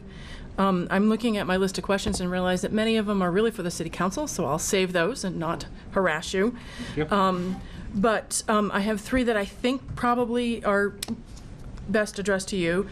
Is it possible to get the PowerPoints used tonight posted to the city website? Yes, I've actually, before the meeting, I requested that Ty and Bond will provide them to the DPW clerk, and she's going to forward them to the clerk to get on the document website of the city. Okay, as well as the treasurer's report? I hadn't seen that until this meeting, so I will also make sure that gets Okay. posted. I think many of us would also like to see the total budget and expenses, the direct and indirect expenses spelled out, so that Okay. we can better understand where the money is going. A detailed expense report for those budgets. And I'd be really interested in understanding what grants are available, but I see that there are 2 ideas presented for rate structures, and I'm wondering why not a third? And look at a separate rate for multifamily and commercial usages without doing the stormwater fee. And why not just have a higher rate for those higher users? So that's my questions.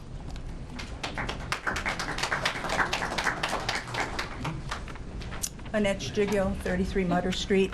Again, thank you for the work you're doing, and I totally understand that we need to do a lot of repair work. I totally understand we need to do a lot of repair work because nothing's been done for so long. I don't understand any of the tie and bond report. I'm sorry, I read it. But my thing is there any incentive for people to save water? Okay, I use rain barrels. I do not water a lawn. My lawn is non-existent. It is all plants or vegetables, and I use the rainwater to water them. I do not wash my car. I do not wash my driveway. And I think it's kind of, it would be nice if there was more of an incentive for people who conserve water, whether it's through the stormwater fee or the water sewer fee. I don't know which would be better, but I would like to see more of an incentive for people not to be wasting a lot of water on superfluous things like washing your car and washing your driveway, when right now environmentally we need our water. Thank you. Hi, Rachel Phillips, 135 Main Street. Thanks for coming and hearing all of this tonight. I did a little bit of research, probably not anything near what you all have been looking at, and I did see something that stood out to me that I thought was interesting. I know I saw some mention of a service fee or a user fee, but I did some reading that said some municipalities have imposed mandatory payments on nonprofits that fall between what would traditionally be considered a fee and a tax. And it can be, the choice can be to not lay that on residential properties. It can be elected as a user fee solely for nonprofits. Okay. And I think it's an interesting thing to look at further, because I do know that Williston has a lot of property here, and they surely, if there was a way to create some equity, because other municipalities that employ this use it because they don't collect taxes on the property. So it's a way to assess a fee solely for them. And I'm curious if it had been looked at or if it can be looked into as a possibility for us. I'll defer to. We did not get into nonprofits. Okay. To look at that. I mean, it's something that it's a valid question. Because it seems that if it could be that imposing a fee that was specific to that, it might take away, some of this challenge. I think it is definitely worth looking into, and it is something I will request more information on. Thank you. Thank you.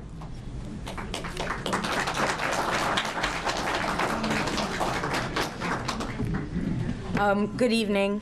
One, I would just like to recognize everyone who's in this room and sharing opinion. It's always amazing to me about the in-person participation from Easthampton residents.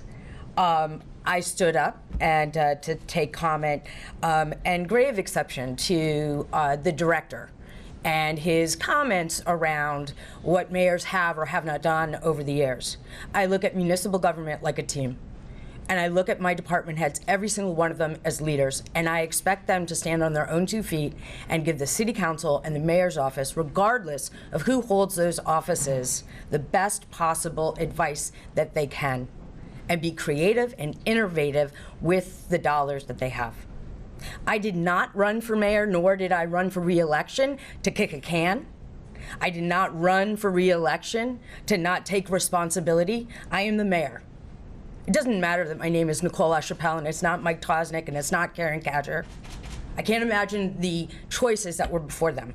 I am the mayor of Easthampton. I'm not backing down from this challenge, and I dearly hear the burden on our residents, elders, small families looking to stay here, folks who would like to start a business here. It is across the board, and we have serious issues not only to address our growth, but also how it becomes affordable. And I could go and I guess go into politician mode and list off all these things we're trying to do, but I'm not. I just want this board to know, and certainly my leadership team to know, that I will stand behind them, but I insist that we all stand together and look the public in the eyes and get some innovative, forward-thinking solutions as soon as possible. And I see it here today. They're tough decisions, and there are more tough decisions coming down the road. I would be remiss not to say that. Thank you. Lindsay Rothschild, 2 South Hampshire Street. I was just coming up also based on the director's comments. As the newest city council member, I was surprised that one of the reasons that was given for not setting up the enterprise fund for the stormwater was because the council didn't have the appetite to set up another fund. I have the appetite. Like I think, and the councilors I was sitting next to, I think we're also a little surprised to hear that. So I just don't want that to be one of the reasons that that idea is not going forward. And I am also just so excited by all the innovative ideas I'm hearing today. And I think we're all in agreement that we don't want to put this on our most vulnerable citizens, and that if we're creative and we think about it together and taking the ideas that we've had, we can do better. We can come up with a better plan. So I'm looking forward on the council to supporting what that might be. Thank you.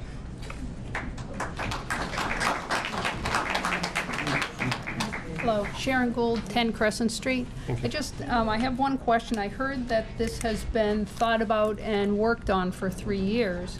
And I think that the reaction in the room would have been different had it been presented prior to us voting on a new school.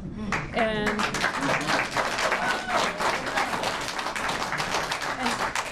having not only a percentage increase, but then have the value of our homes go up so that that increase just increased again. I think it would have been much more accepted if we had the opportunity to decide either or both. And at this point, we're forced into a corner, and we've already voted on something else. I don't think that's fair to anybody in this room, because you wouldn't do it in your own house. You'd check all of your bills, and you would make your decision. So I'm just wondering, why wasn't it presented before? Well, I'll defer to Joe. Do you have the rough timeline of the public meetings for the IWRMP process from 2015 to the presentation in 2018? I don't have that. I just don't. It started in 2015, and as we progressed at certain waypoints, we stopped and held a public meeting in this room to explain where we were and what we were doing. So this took a separate track from the school. Public Works is not the school department. Public Works is Public Works. This is the track we took because we're concerned with Public Works. So that doesn't help when you're trying to make a vote. As a city, I think whether you want to do a school or not. I'm just saying, if it started in 2015, I think something could have been presented prior to us voting. Well, I think his point was that there were public meetings throughout the 3-year process, and then there was also a presentation in 2018 of the finalized IWRMP report.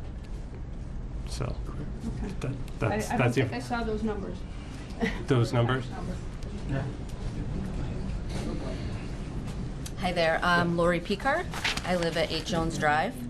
I want to know if I can actually ask the mayor for a clarification of a question on something she said last week about money. Procedural, you can ask the Okay, board. so I'll ask you.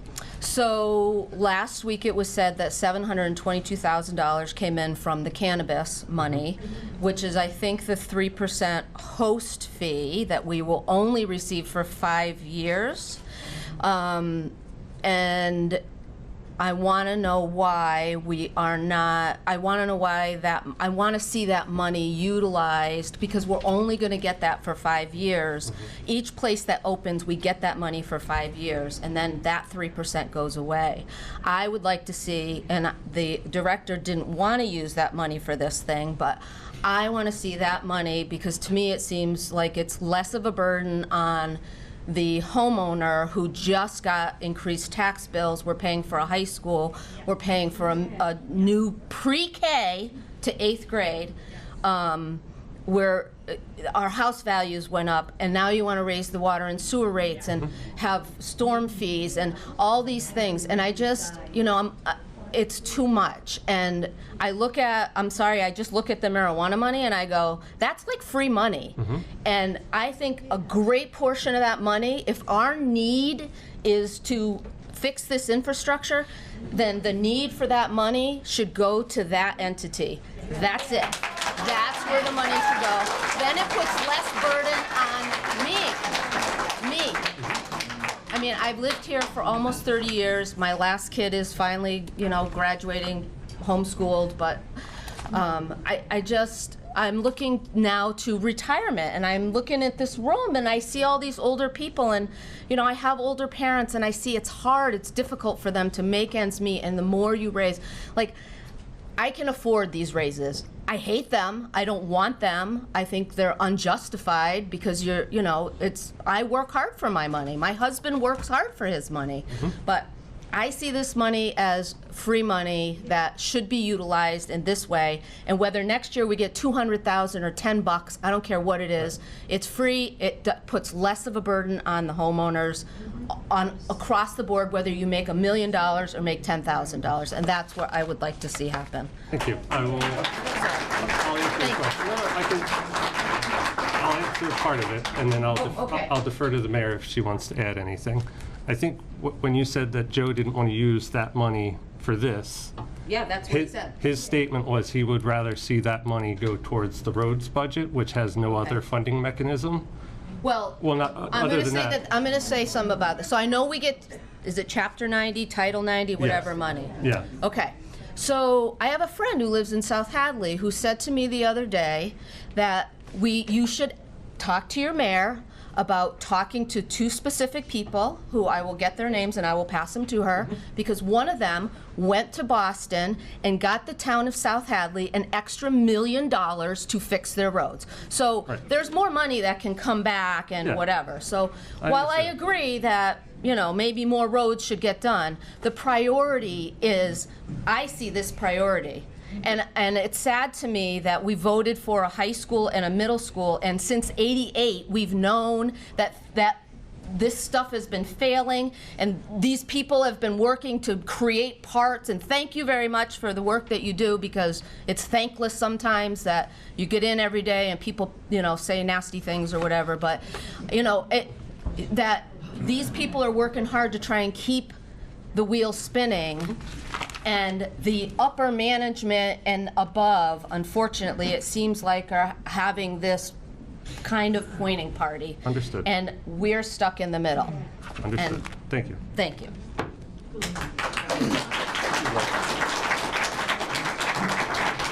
My name is Don Schott. I live at 51 Kenneth Road. I'm not much of a public speaker. I came here tonight to get some information and to learn something. Obviously, we have some problems. They need to be addressed. Nobody likes the fee increases, neither do I.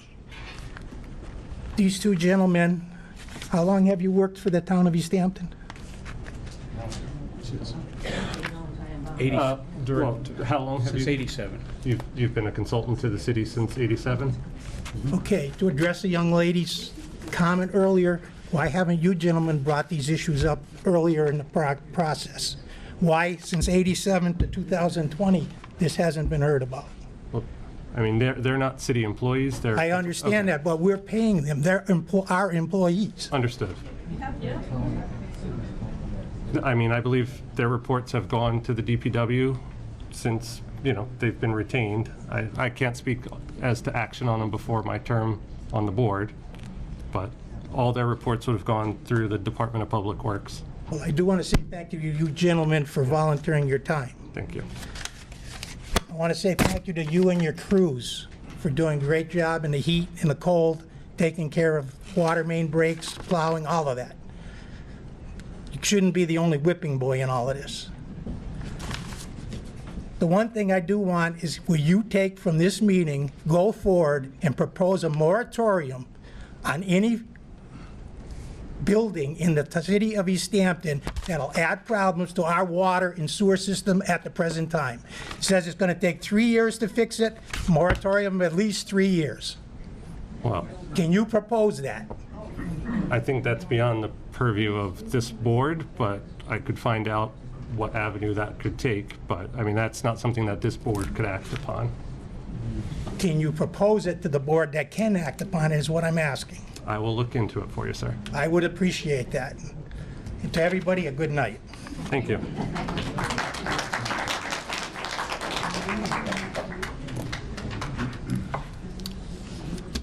Good evening, I'm J.P. Kwasinski. I do serve on the city council.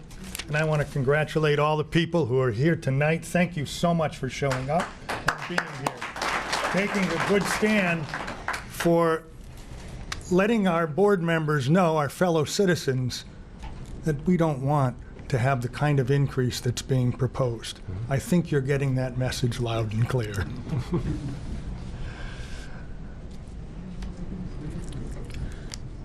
We do have capital issues and money that we have to have some increases. But when I look at the numbers,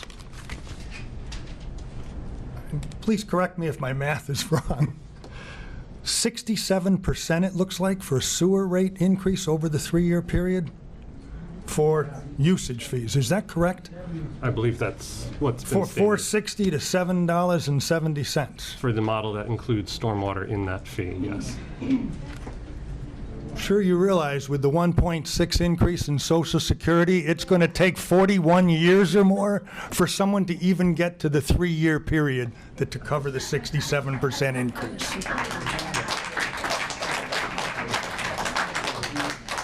You're squeezing where it can't be squeezed. Understood, sir. Give the seniors a break. Give us a break. We've had some good ideas presented tonight.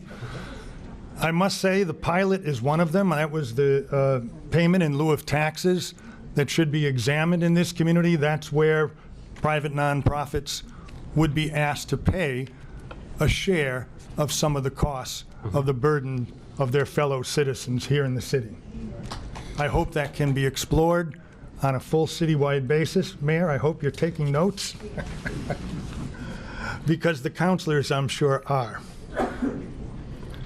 Well, speaking of council, I've proposed to make 2 provisions. Mr. Brooks, I believe, was here and said that he would like to do some work for the city to help work off some of the costs because a small increase in Social Security just isn't going to cover it. Understood. So I've proposed before the council to have a senior work-off program where we would have somewhere between $1,000 and $1,500 that could be worked off by the working for the city.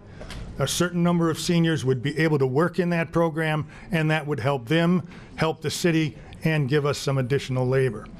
I hope that we can have some attendance at the hearings and some good ideas as we flesh that out. That's before the council, and I've asked the council to study this matter. I've also asked that we reduce for low-income seniors and middle-income seniors the CPA tax, to remove it. That is a measure. That is a measure that's before the council. So I say this because we're all here because of the great burden that's being placed on our community and its members. I hope you can find solutions that maybe mirror the numbers of the water rate increase. 3%, 8%, 14% over the next 3 years. It can be reevaluated in the future. It would raise and recognize that we have some costs, and I'm sure all of us want to be sure that we get water delivery and sewer service in our community. And we know that the costs go up. So let's be fair about it, and I ask you to think long and hard. We will. Thank you so much. Thank you.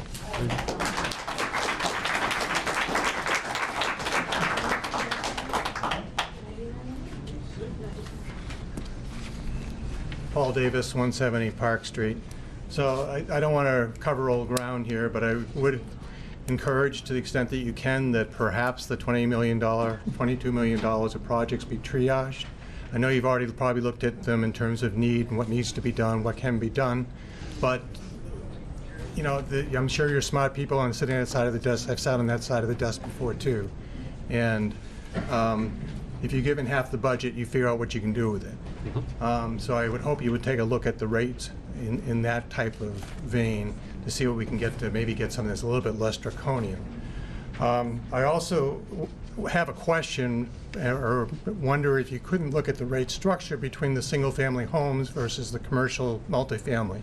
Because right now, on a per cubic foot basis, both for the water usage and the sewer fees, the commercial, the ones that potentially have the greater ability to pay per cubic feet, pay less on a per cubic foot basis, and I wonder why.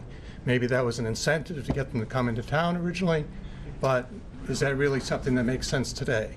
I don't believe that's the case. I think we have a flat fee for, it's the same rate for residential, commercial, industrial. If you do unless I did the math wrong, it seemed like when you divide it, you have it 4,500 cubic feet versus 1,500 cubic feet for single family, but if you divide it out, it seems like it's lower. No, they're all using the exact same rates that are in the charts above. All right, well. Yeah, I just for your reassurance, I All right. double-checked Ty & Bond. But even if that's true, maybe we might think about, rather than penalizing the people that have the least ability to pay, which would probably be more on the single-family homeowner side of the equation, you might look at a creative rate structure that might reapportion things. I know you're trying to do that to some extent with a separate stormwater fee as well. Right. But on that matter, I'd like to stand in opposition to setting up a separate bureaucracy just to do stormwater management fees. To me, all of the projects you guys work on, including stormwater, are needful. Some more needful than others. But I'd like them to be able to compete with each other for the precious dollars, which we do have. Because otherwise, and I've worked in the federal bureaucracy, I've seen what small fiefdom budgets can do, and you end up having your dollars competing only for your projects, and the last thing a budget manager wants to do is not spend his money. Right. So at the end of the day, you end up doing some pretty foolish projects, or that can happen. So I would like to see them keep them as an aggregate. I know you have to budget them separately and think about them separately, but I'd still keep them in the same pot. I also disagree with the funding mechanism for per square foot of impervious surface, because not all impervious surface is created equal. Driveways create more runoff than rooftops that run back to your lawn. Then a commercial parking lot creates more pollutant burdens that go into Neshowannock Pond. These things are not factored into that. I realize it's a difficult thing to do, but it's inherently an unfair way to do it, because you're treating it like a user rate. If a gallon of water comes into my house, I pay for a gallon of water. I get it, and it goes in the sewer most part and goes back, and I pay for the sewer. But for a square foot of rainwater coming down on top of my roof, which runs out to my backyards, goes back to Williston Fields, and never hits a storm drain. That's not the same as a commercial parking lot where 100% of it runs out to the storm sewers. Understood. So, Thank you. I think you need to think about that. Right. Thank you for your time.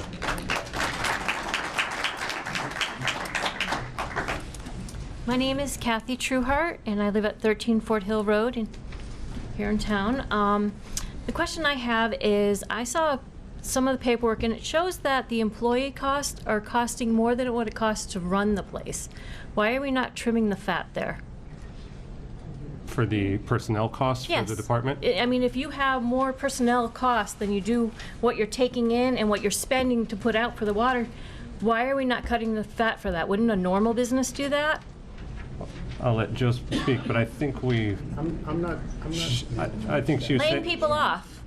she was saying, why is the personnel cost, like, do we have extra employees compared to the work that has to get done? You're paying more out than you are taking in. Right, that is the point of the rate hearing. Yeah, but also the employees are costing us more than it is for the cost to run the place itself. Mr. Chairman, we have a staffing requirement at the wastewater treatment plant. Yeah. It's that simple. We have a staffing requirement at our water treatment plant. We need so many certified operators. The state says that's what you have to have. These guys aren't sitting around all day doing nothing. As you've heard, these guys rebuild pump stations. They rebuild pumps. The water guys are out doing whatever they need to do on the water system. They're not sitting around doing nothing. Why are we not trimming the fat, though? We're spending too much. There is no fat, Mr. Chairman.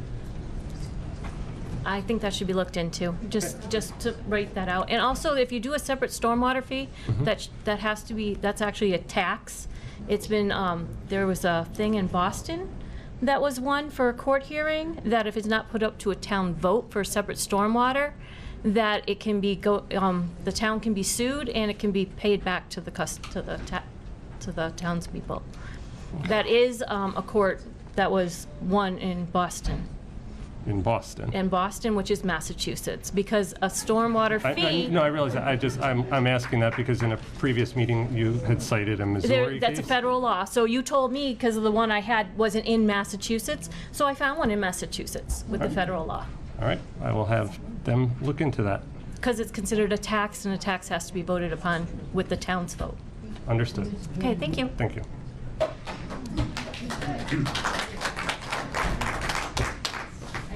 Hi, I'm Joanne O'Leary. I live at 10 Overlook Drive.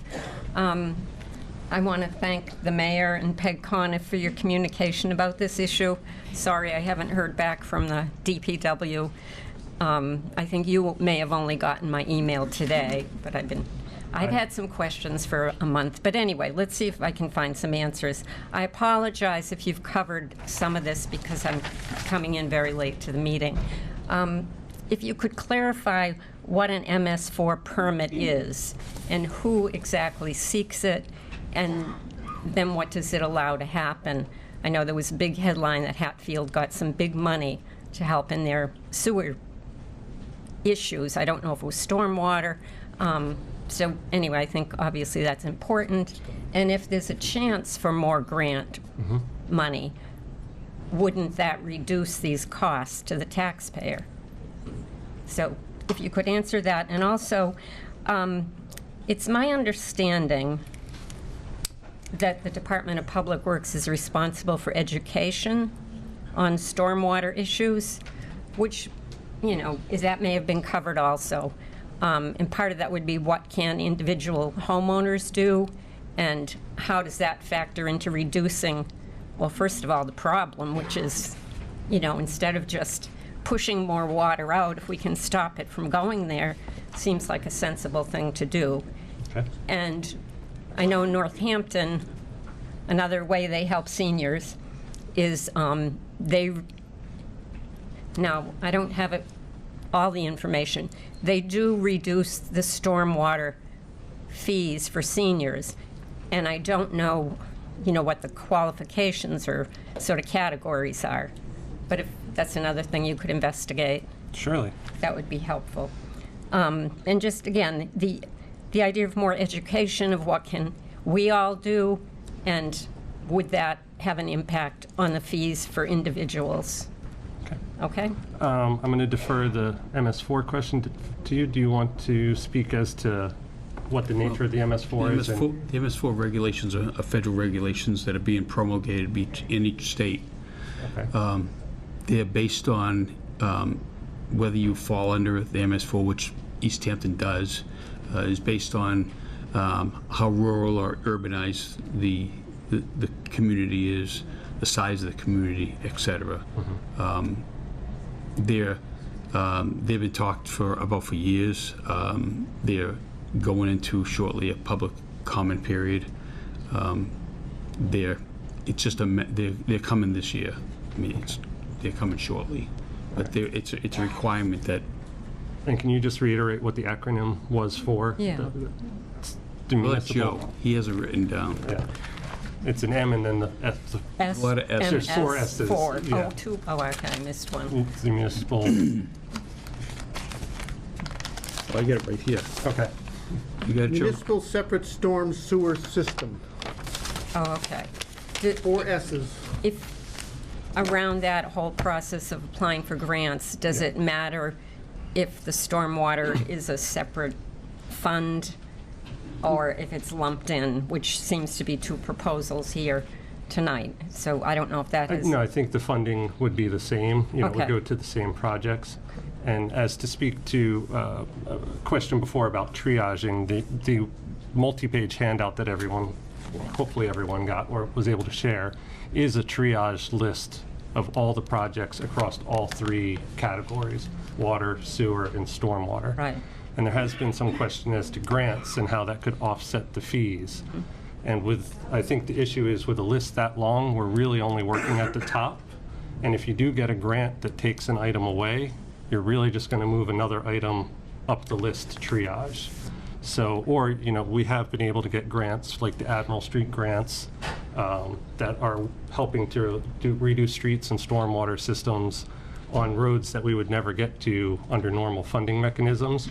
So that's actually improving stormwater sewer, things that are not on this list because they're not even a priority. There's so many items in front of it. So there is grant money to go after, and we do as a city and a department go after grants, but they are a very small proportion of the items we are facing. So it is something we actively do. It is something that the city council has requested more information to see how much we have done and how successful we have been in our grant applications and what we've used to offset that.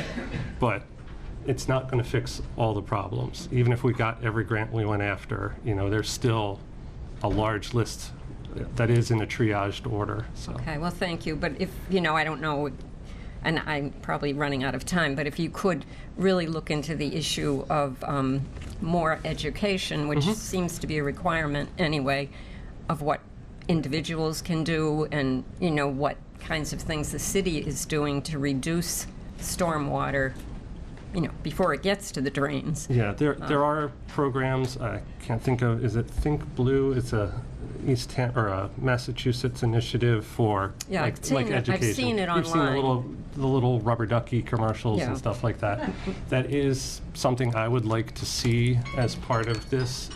Because we're all facing this, and there's two different models, and there's pros and cons. There's clearly pros for one side, but as it would require, city council and a more involved city to actually implement it, I would like to see that education so people can understand the models and why we're all in this, and this is something we all have to agree to. So. I guess, again, I'm glad to hear you're behind that, but from what I've read, it's a requirement. It's not just a wish. There is, as part of the, I do know what you're speaking about there, and we have had workshops that are in compliance with that, but I would like to see also a broader education. All right. I just wish there could be more of that before these fees are agreed upon. Understood. Thank you for your time.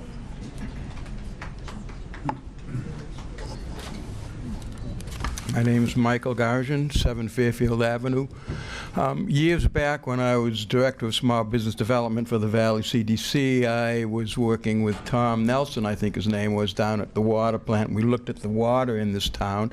It tests out better than Perrier. It was the best tasting water in America last year, and I think instead of having people sitting around with budgets and you put out your hand and you collect taxes whenever you need it from citizens who you're trying to sell your water to for 1/10 of a cent a gallon, we need to be thinking a little bit more creatively and entrepreneurially and think about how can we sell this water for 200 to 400 cents a gallon with Mike, with Big Y, with the co-op coming in. We should be creating a small company that's taking our water and selling it locally, regionally, and nationally, and not pay anything ourselves for our water. It all just requires a little bit of creativity. We can employ younger folks, we can employ our senior citizens, and we can push a lot of water out there at 2,000 to 4,000 times more than we're getting for it tonight from these people who can't afford that. Thank you.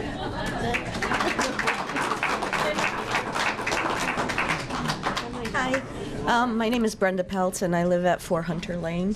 Last week, we brought up at the meeting that one of the requirements right now is that we have an immediate issue with a broken pipe, which is going into the Connecticut River, you said, out of the main plant, the main system. And it's been diverted, is that correct, to the Manhan River? Yes, as its emergency outflow. As an emergency. Okay, on this pipe, and the people that are looking into fixing it, you said our pipes right now are like pots, like, for our plants. What material would you be using to fix our pipes, and will they hold up, and would they be guaranteed and long-lasting?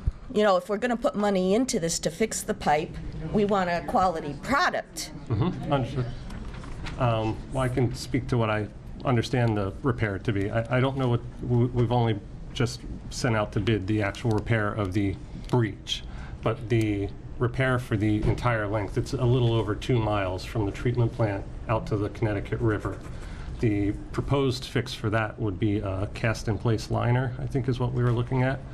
It's basically, you have the pipe, the deteriorated existing pipe, and they basically inflate a fabric sock down the length of it with a bladder, and then they do a resin wall, and it basically builds a pipe inside the pipe, so you don't have to excavate. It's a much more efficient and cost-effective way of repairing pipe. So is that something that would be long-lasting and not deteriorate over time? Speak to that? Yes, it's a very, essentially, because of the resin reacting with the fabric, it creates a pipe that's very similar to PVC pipe, plastic pipes. It's very strong.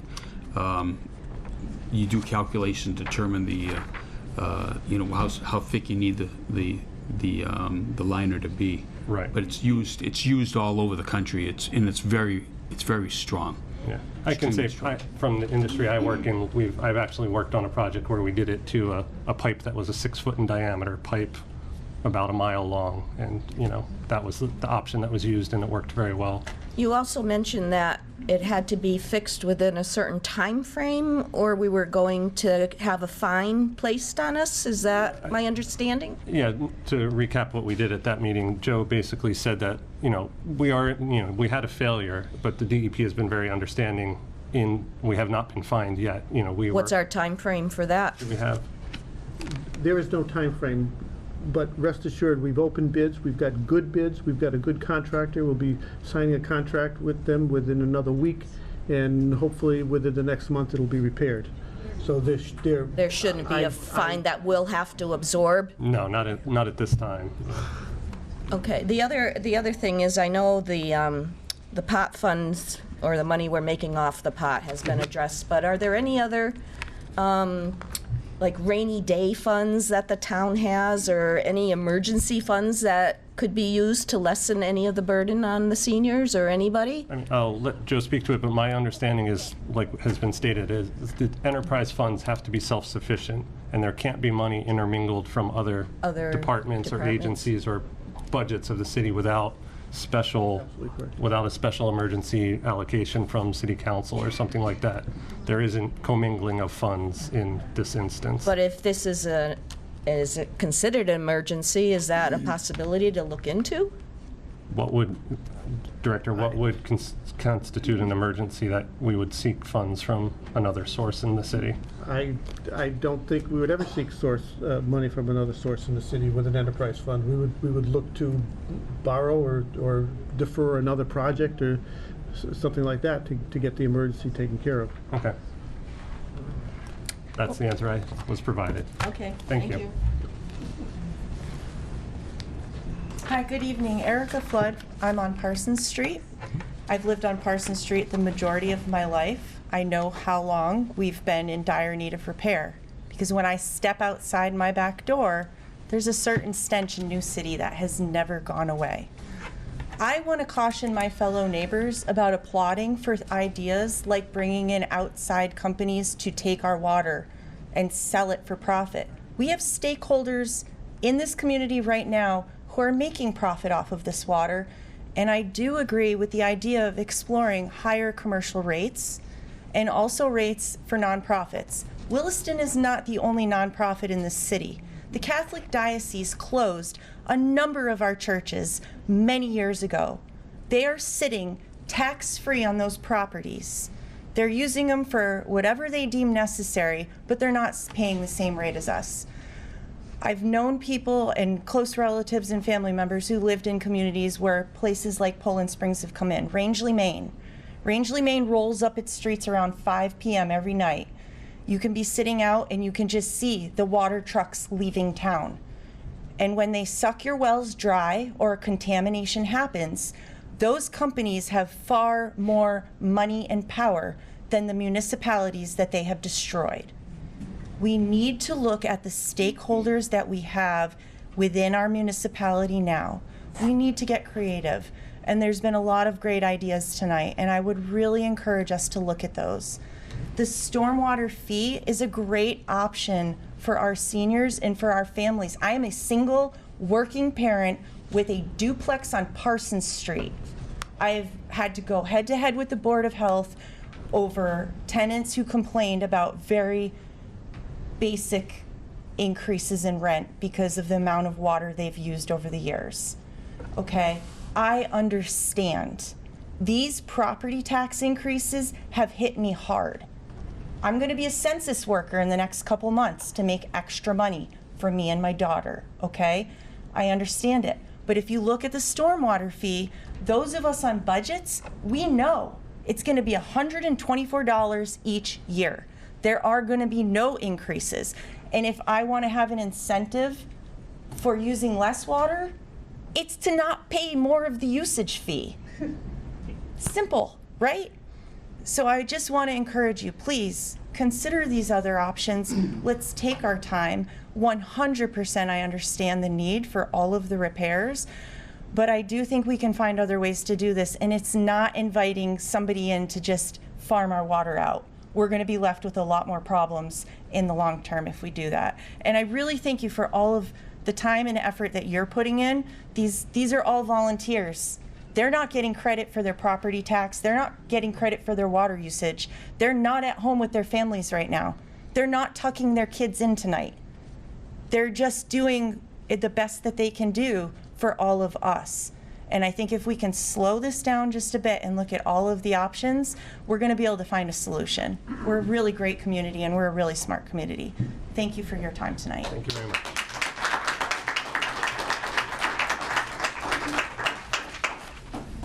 Good night. First, I want to say thanks to all three members of the board. I think you guys are doing a great job. And after 2 hours of hearing people complaining and talking about the fees, I give you credit, especially because you guys are volunteers. I want to start saying that when Joe started his statement tonight, he sounded like he discovered that our system is just 100 years old. We discovered that yesterday. And 100 years old is 100 years old.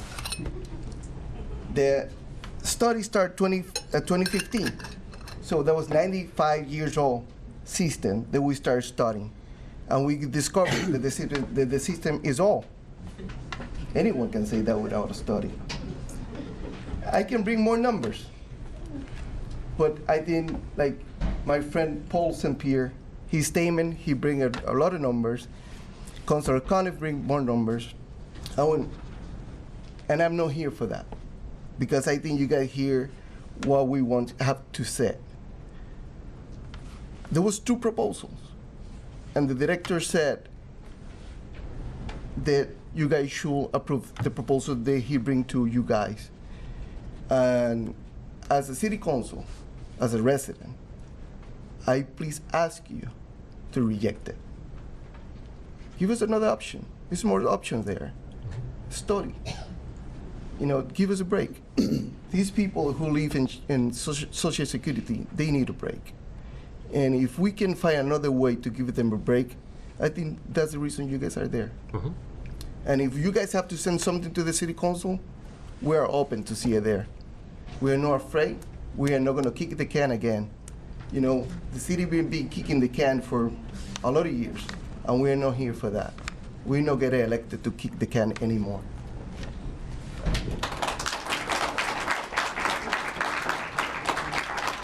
Back again. Rachel Phillips, 135 Main Street. I realize I'm throwing myself way in the weeds, but since you're going to be exploring the nonprofit conversation, there's one other avenue, which I'm sure at some level we've heard about in this municipality at some point, something called a pilot, payments in lieu of taxes, which can be used in a negotiated manner with nonprofits and other organizations, and they can be directed as a lump sum or as an annual allot payment or as a payment towards a specific project, and it involves a conversation. And I realize we had talked about the city council isn't looking to entertain, doing this, but I'm sure that if it was something that seemed like a choice that might be viable, there could be a few people that would be interested that have worked in development. I'm sure our mayor does this, and form, just a small body that has a real conversation and explores the possibility that this could be very valuable to both entities as they are attracting new faculty with housing. That's what they do. That's now in their brochure at Williston. I think it could be valuable for them too. I know they want to be vital and well regarded in the community. So I urge you to look into more of this. Thank you. Thanks. Elena Ingerman, 14 Pomeroy Meadow Road. So I just have a question. You said earlier that if the sewer, including the stormwater, was voted in, that those fees over the next 3 years would not be permanent fees. Now, with the way that property taxes have gone, understandably, you've heard it over and over again tonight, we were assured that it was going to go up $600 to $800. My property tax went up over $1,200 this year. I am a single income house trying to raise 2 young children. We can't keep affording this. We're hemorrhaging money basically. I'm also a dual veteran household, and so if the fees continue to go up as the property tax has over the last few years, I understand that these fees will go up, but these fees are subject to go up even further than this. How much more are they going to go up before this stops? And none of us with young families can live in the city anymore. Also, with the stormwater, out where I live is a 100-year-old floodplain. Everything, my driveway's on a slope, everything washes straight back into the Manhan River.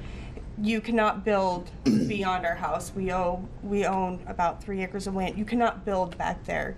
It is all wetlands. It floods 2 to 3 times a year. I'm for the stormwater proposal with the $124 fee. As the young lady said before, I can budget that into my budget every single year, but I can't budget in possibly paying an extra $200 every quarter. It's not feasible with our family. And also having a child in the 4th grade, teaching her about loans. The $2.7 million you said over the next 3 years will be put into a 20-year loan at minimum rates. A portion of it, I believe. What portion? A lot of it will be capital improvements directly funded by the rates. So basically, this proposal is essentially for the next 5 years, but essentially this is going to continue over the next 20. Yes. So where does it stop, basically? I don't have a direct answer for that. Like they said, we're planning for this 3-year term in this hearing. But I mean, I've done the numbers myself. In 2007 was the last time we had a major capital improvement. And just tracking the rates adjusted for inflation from 2008 to 2020, the rates have gone up about 30%, 29.6% over inflation, which works out to about 4% a year of an increase above inflation. And it's just a matter of fact of maintaining a aging system that there are costs. And so why haven't our water bills increased steadily over? I've lived in Easthampton now for 11 years. Why hasn't it steadily increased to accommodate for that aging system, to fix the parts of that aging system? Why is it a sudden, I know it's not a sudden need, but why does it seem like it is now a sudden need that we have to do this? Yeah, I 100% agree with you, and I think it's been a historic policy of keeping rates low and only raising rates to meet need, to meet capital needs at the time. There hasn't been as Ty and Bond said, we've only been reactive. There has not been a culture of preventative, and we're at a tipping point where we need to make that change. And I agree that, the rates as they are hard to absorb, and that the secondary model is, for most people, a better move. And as to your point earlier, when I said that the rates weren't permanent, I meant that if we voted on a 3-year plan and in a year or two we wanted to go a different direction, or we needed more or less, they can be amended. We can rescind whatever gets decided in this series of hearings and alter them. So that's all I meant by they weren't permanent, that if we voted on something that was 3 years, it's not like we had to wait till year 4 to make any alterations. We can do that as any time as a board. But if this was known about essentially in 2015, so basically over the last 5 years, and I can tell you, I have my water bills from when I very first moved in. My water bill has gone up maybe 5 to 10 cents per year in usage fees, and now we're talking leaps and bounds beyond that. Correct. So if we've known about it for 5 years, why hasn't it steadily gone up 25, 50 cents? I understand your question, and I've only been on the board for a year, so I can't speak to as the thought process and reasoning of previous boards. I'm in the same spot that you are. I'm absorbing this information and trying to find a path forward, as are my 2 other board members are relatively new, so all this process was in place and we've inherited it, and we're trying to work our way through it with all of you at this point. Does anyone else have any statement on that? But I mean, I recognize your statement and fully understand it, but that is the answer I have at this time. Thanks. Yep. That's okay. I believe there's a sign-in up there somewhere. Oh, okay, I'll be sure to do it after, so I won't vote Yep. people out. I'm Peggy Sabine. I live at 87 Briggs. I support myself. I live in a tiny little house with 1 bedroom, a bungalow. This is the first meeting I've ever been to. I've never felt more moved to speak up for myself as an aging person who will soon be 65 and have to not have the, I'll have to continue working. When I got the, I thank you all for your service, first of all, and I want to start to be more active because I love this town. I am very encouraged by the voices I hear. I'm not all that smart in a lot of things that other people are. But nonetheless, it frightens me. I sometimes think I'm going to have to leave. I went, even when we got our tax bills, and I was shocked with that, I went right to the assessors and said, can I work? Can I do something to pay this off? Because I got hit so hard and my pay isn't going up. No, that was not one of the options we selected. And then when I saw it would affect a lot of other things in terms of really almost below poverty level to even qualify to get that 1,000 if you're 65 and older. So I just want to say that I'm concerned. I don't want to start a GoFundMe page. I live in Easthampton. I see what's happening. I used to live in Northampton, and I moved to Easthampton because it was more affordable. And I've lived here since 1999, and I see it changing in a way that frightens me. It frightens me because I've been working since I've been 13 years old. I come from a working class family, and those are the bones that started this city. And it's wonderful that we have an art community. And it's wonderful that I have a neighbor that bought a home up the street from me, which is why my taxes went up. For something, it was a house that sold for $170,000, and he bought it and had it fixed up, and it's now worth $500,000. But so that affects me and my little house down there and other people, and I'm aging, and I've seen older people come in and a woman going to see about the abatement. And now with this other thing, this really threw me over the edge. Because I work all year, I work in education, but I work all year to support myself. So I just, there are a lot of great people who spoke tonight, and so I'm going to start coming around because I feel as though if I can, I just want others less fortunate than myself that has an income right now and I'm healthy to stand up for them because they're on Social Security. But I'm heading that way, and I want to stick around here. That's it. We welcome your input. Thank you. Sign in, please. Sign in. All right, is there any additional public comment?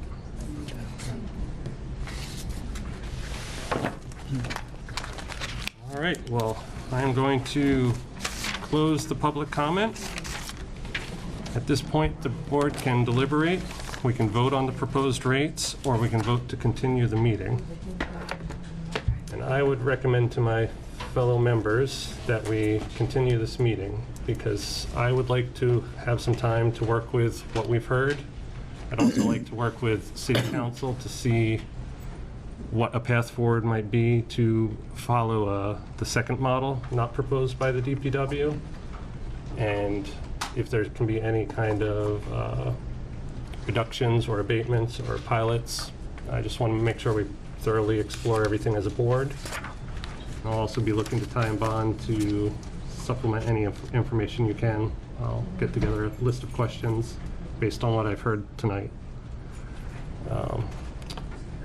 At this time, I would like to propose continuing the meeting to March 25th at 6 p.m. in these same chambers. Question? Second. A procedural question? Yes. I heard you say you were closing the public hearing. If you can decide to continue, will that open up again? That's not what we're doing. No, I understand. Will you open up public hearing if you continue the meeting to another time? You mean additional public comment? That is correct. Public comment time. I don't know the procedure. If it's required, yes, we will. I don't see why we wouldn't, but we will follow. Just wanted to be sure we weren't precluding that. No. I mean, I would think we'd have comment on what we had found in the interim. What was the date again? March 25th at 6 p.m. It is Wednesday, a month from now. It'll be posted in the paper as well as with the clerk. It'll be held not here? In this very room. Do I have a motion to continue the meeting? All in favor? Aye. All right. Thank you all for coming.